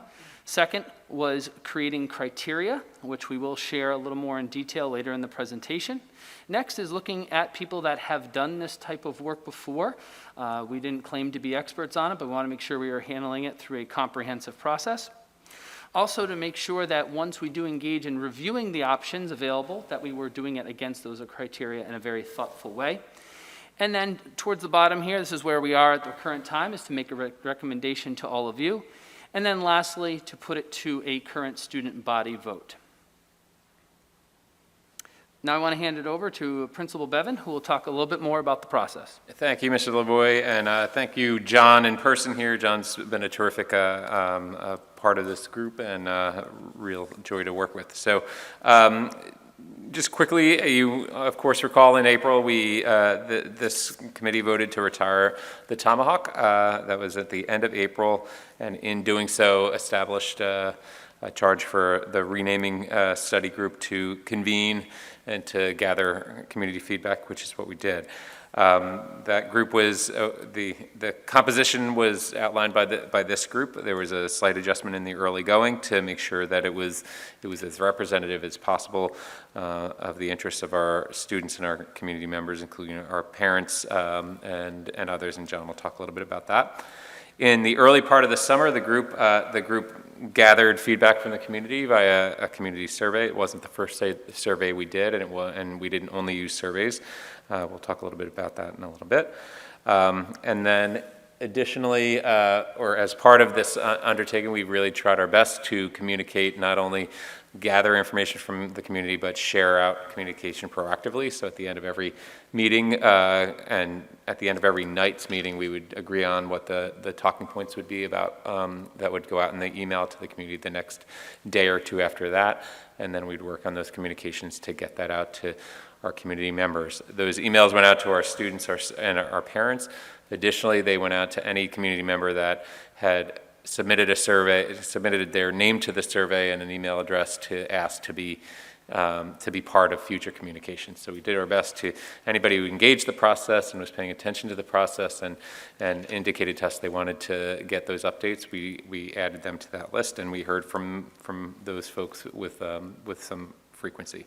Additionally, we also have a website that has kind of built over time and started in last October and has gotten bigger and it's pretty dense and has a robust series of resources in there, including all of our agendas and all the materials that we consulted. Additionally, we have a standing email address that accepts emails from the community. People have questions, sometimes people have suggestions, and they get an automatic response, and in some instances it requires Keith or myself to go in and respond to a particular question. Sometimes the automatic response has already answered the question they've asked. And then finally, the group really took what ultimately started out as being about 1,000 mascot name suggestions in early August, down to roughly 23, and then down to 9, and then down to 5, which you're going to hear from today. Great, thank you, Principal Bevan. And now, Mr. Cahill. Thank you, Keith and Sean, for allowing me to be a part of this process. It has been so awesome to see the work done by all of us, and specifically the students, like you mentioned, have just been awesome to hear their different opinions and the things they're hearing from peers, whether it's in school, at the lunch table, or out on the fields at practice. It has been great to have the students specifically be a part of this. And so we started meeting back in July over Zoom. Our first few meetings were on Zoom, and we got to know each other, and Keith, went through the process. And we created our criteria for what mascot should move forward, which mascot should move forward and which ones shouldn't. And this kind of set a baseline for the whole process of what our expectations were and, relaying that to the community so they know what the expectations are. Our in-person meetings started taking place once we got back into session with school, and they were in the library here at Algonquin, and we would get into groups of 4 at small tables, and Keith would bring us through the agenda and the different focus for each meeting, and then we would transition into these small group discussions where they're real organic and natural conversations about whatever we were talking about at that specific meeting, and we would then bring it back to the large group and discuss what we said at each table, and then we'd go back and we would do the nitty-gritty research and then bring it back as a large group. And I think it allowed the whole process to flow very naturally and lead us to where we are today in recommending a mascot. We didn't always agree on everything, and I think that was important to have people in the room that were giving different opinions. And as a group, though, we made decisions to move forward at each meeting and lead us to the final recommendation. And as Sean mentioned, we started with over 1,000 different options, and narrowing that down slowly but surely was not easy work, but it was very rewarding work, and getting to hear what the community had to say, I think, was the best part. And we can go through the criteria really quickly of what we decided as a group the mascot should be, and the biggest thing was being reflective of the Algonquin community and the Northborough and Southborough communities, and aligning with Algonquin's core values. We wanted to keep the school colors. I think that was, set right at the beginning. The maroon and gold was going to stay. And the two big ones for me are making sure every group at the school felt like they were being represented by whatever mascot is chosen. And not just the athletic program, but the arts and the music and different people in the school, making sure the mascot represented them and being void of any cultural appropriation. We wanted something that will stand the test of time, and I think all of our 5 recommendations will stand the test of time. And each of the recommendations met each of the criteria that we've identified here. Yeah, and so to end, I think this group was fully committed to the purpose and the task at hand of getting to where we are today and recommending the mascots and getting to a vote with the students after winter break. Excellent. Thank you, Mr. Cahill. Thank you. So one of the 2 things we want to mention, we've reiterated it before, is the 2 separate community surveys that were conducted, and those results were shared out. Also, the outreach we did to the Native American community and getting responses from them was an important part of the data collection that the study group wanted to do. And then obviously, as we went and as Sean iterated, we did get dozens of different questions and emails, and we wanted to make sure we were thoughtful in each of those responses, and when we did so with integrity. So I was very happy with that part of the process. It certainly was a lot to manage at times, but it certainly was an important piece as we shared with the committee and as we did our deliberations. So kind of a recap and an overview of the things that we did, just so it's not lost, is that, like Sean mentioned, we did update the community after each meeting. We did do 2 surveys. We did want to make sure that website was as current as possible.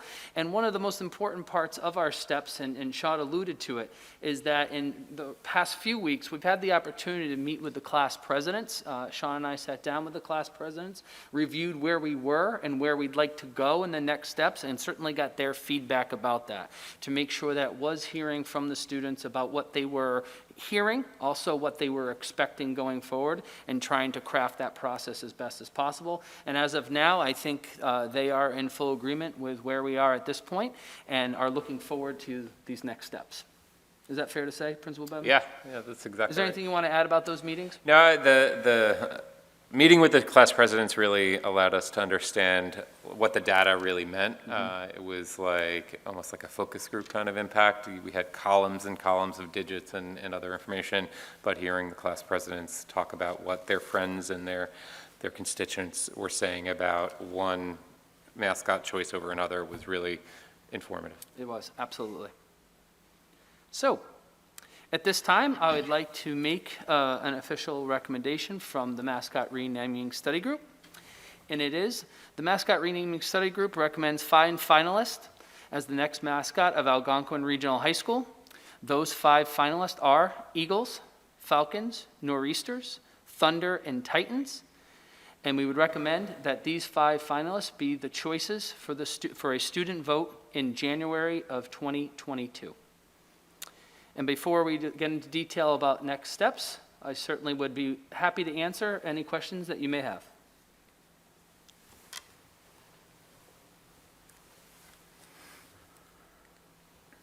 None. Excellent. Okay. Mr. Kalenda. You rate these in any way? Through the deliberations, we did get, out of these 5, there were 3 that did rise to the top of the combination of our deliberations and the choices that we did receive from folks. And then there was very compelling reasons to add an additional 2, whether it was, it was for making sure we had a nice balanced viewpoint out there. It took into account some of the things we heard from the students, and we wanted to make sure that we hit the marks to give people the options that would be available to them. But I think that list is alphabetical. Yeah, this is alphabetical. This is not. Gotcha. Thank you. All right. Is that what you were asking? Okay. Yes, this is alphabetical, not in order of preference or choices received.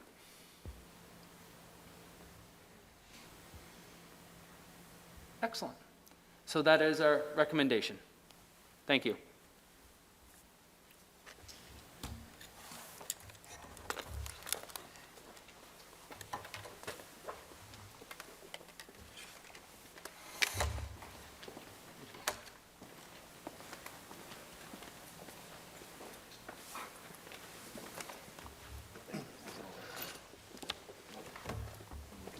Great, well, thank you to the study group for all that work over many months. Much appreciated. So at this point, we vote to accept, well, I don't know, if anyone has a problem with any of the 5, maybe that's the way to handle it. Otherwise, we vote to accept all 5. So I have a question, Okay. if I may. So back to the point about the 5. So is there 1 or 2 that jumped out as, I know those were in alphabetical order, but is there 1 or 2 that jumped out as, wow, people really think A or B? Yeah, there wasn't a surprise. There was certainly one that had the most ranked choices throughout the process. That would have been Eagles. That had the most number one choices when we did do the community survey. That was the one that would rise to the top. The others, there was some interesting variation between whether they were someone's first choice or like their third or fourth, and how we kind of evaluated all that data that came in. Okay, all right, thank you, Keith. Yep. That kind of relates to a question I had about how you're going to put this to a vote. I guess you're going to do ranked choice voting? Yeah, so that is the next step we're expecting, is that we were going to do a ranked choice vote with these 5 to select the next mascot. So what that would mean is that every student would have the opportunity to choose their number 1 through 5 option that they would like to see. And then as we unpack that, we will try to get the one that would have the majority vote through a ranked choice process. And how did you decide on that versus like a primary kind of format where you whittle it down to 2 first and then go from there? We just heard that we want to make sure that if someone had, we wanted as many people's choices to be considered as possible, and we kind of researched that as being the method to get that accomplished, so that if someone didn't necessarily choose, one of the options as number 1, maybe it was their second choice, and that might get us to that majority that we're looking for. Okay. Any other questions, comments? Karen?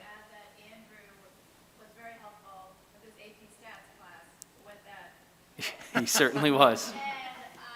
We get a microphone? Yeah, otherwise I'm going to repeat everything you say, if that's all right, so that everyone can hear it. All those watching at home. I'll just say that Andrew was very helpful with his AP Stats class and his rendering of the statistics and how that would work between first choice, second choice, third choice, et cetera, and ranked voting. But I also, Keith, could you just mention the graphic rendering?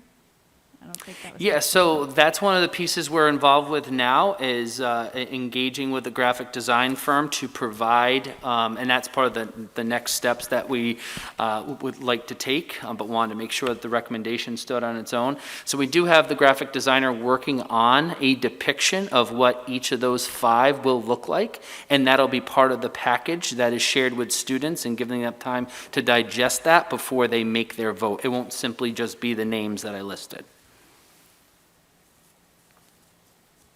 And we're expecting those renderings relatively soon. All right. If that's it, I will accept a motion that we accept the official recommendation of the mascot renaming study group of the 5 finalists: Eagles, Falcons, Nor'easters, Thunder, and Titans. So I do have a motion in advance of that, if I may. Sure. All right, and I will not be long-winded, Mr. Desmond.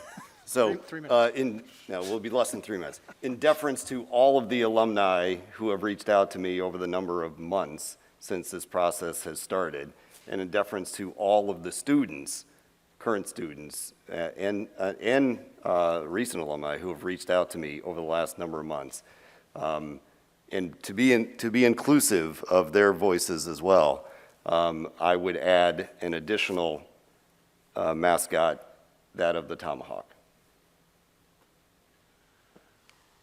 Well, that would require a vote that we reconsider our vote to retire the tomahawk, because we've already voted to retire the tomahawk. It would in effect do that, yes. And that is not on our agenda, so I don't see how we can do that. If we were going to vote to reconsider that, that would have to be on the agenda. Don't you think? That is my motion. So I don't understand what the motion, you're attaching that to the one I made? No, prior to the one, because yours was not, I don't know if you made it, you were asking for one. That's true. So that is my motion in advance of you asking for one. So your motion is to add the tomahawk to this list? Correct.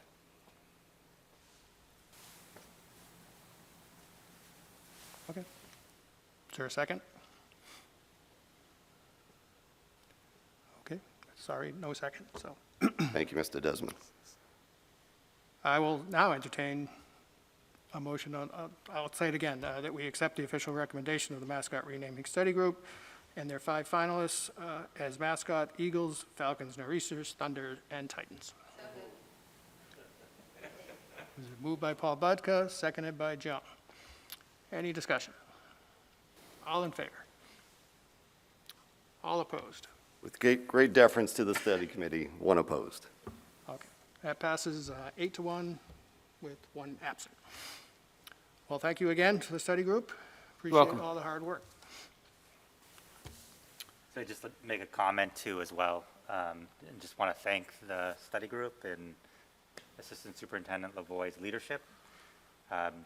Was not an easy task or an easy charge for any group to take on, and they were very thorough, thoughtful, and I think they did listen to dissenting opinions. And I think I just again want to thank the study group members for their time and effort, and I'm sure that most members of that study group hopefully never have to serve on a renaming study group again. So thank you for your work. Okay. Moving on then, we have policy development and/or distribution. None at this time. And once again, audience sharing. Anybody have anything to share? Yes, sir. I don't know if you were here earlier, but we do have a new audience sharing policy that we encourage you to keep it to 3 minutes if you would. We have a new policy that it's suggested that you keep your comments to 3 minutes if you would.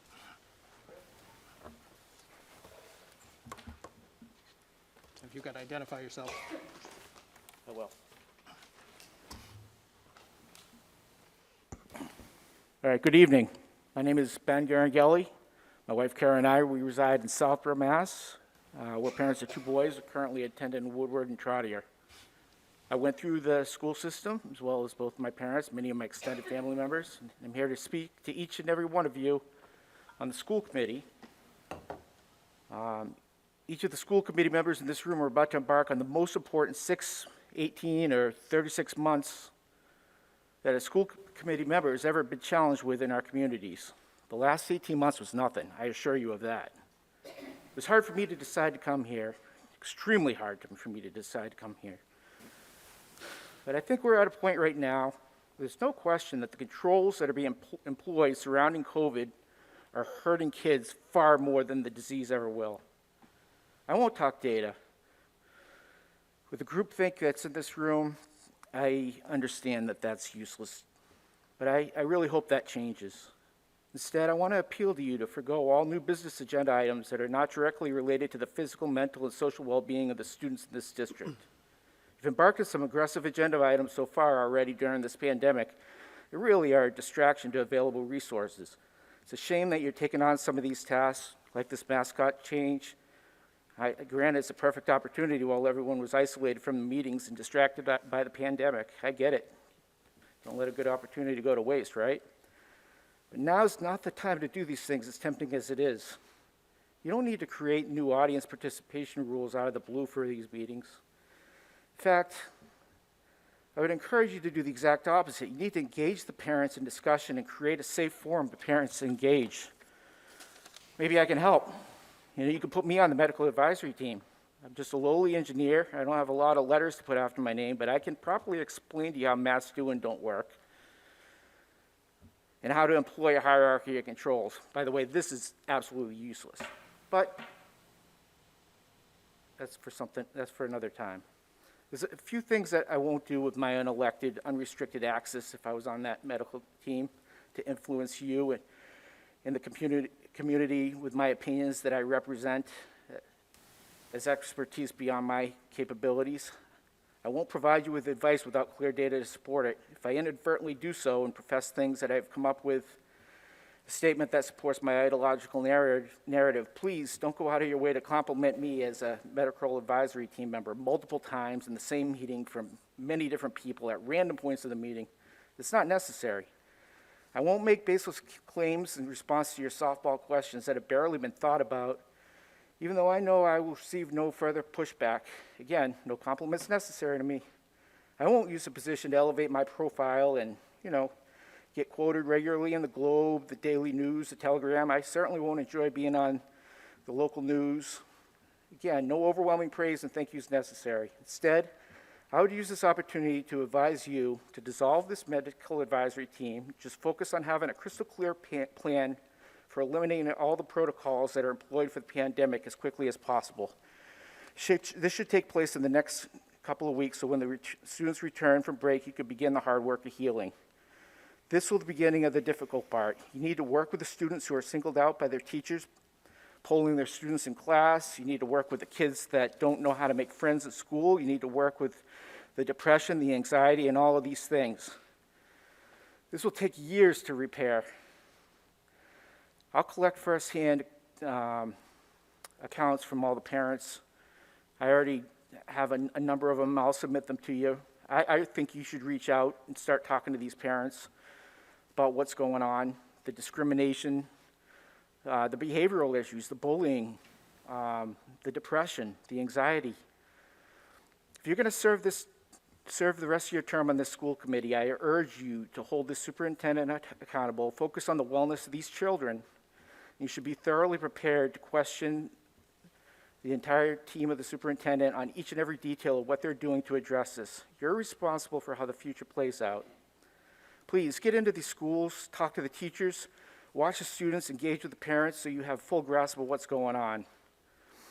I wish each and every one of you the best, as the path you choose will be instrumental to the future of thousands of children for many, many years to come. I appreciate your time. Thank you, sir. Thank you. Thank you. Anyone else have anything to share? Okay, that brings us to personnel and the distribution of the personnel report. So one, probably the shortest personnel report we've Yes. seen in some time. We have one leave of absence. Communications, none at this time. Bills and payrolls is online. Agenda items for next month. We have the Northborough Southborough Music Association presentation, English learners presentation, and the fiscal 23 recommended budget presentation. Any other thoughts on agenda items for next month? Did you say masking? The masking update, of course. Karen? I'm just gonna, I don't need time to get back listen to this. It doesn't have to be next month, but in the next couple of months, I would like to kind of get an update on the career center at the Algonquin High School, because I've been hearing a lot about it, but I don't really know what goes on there.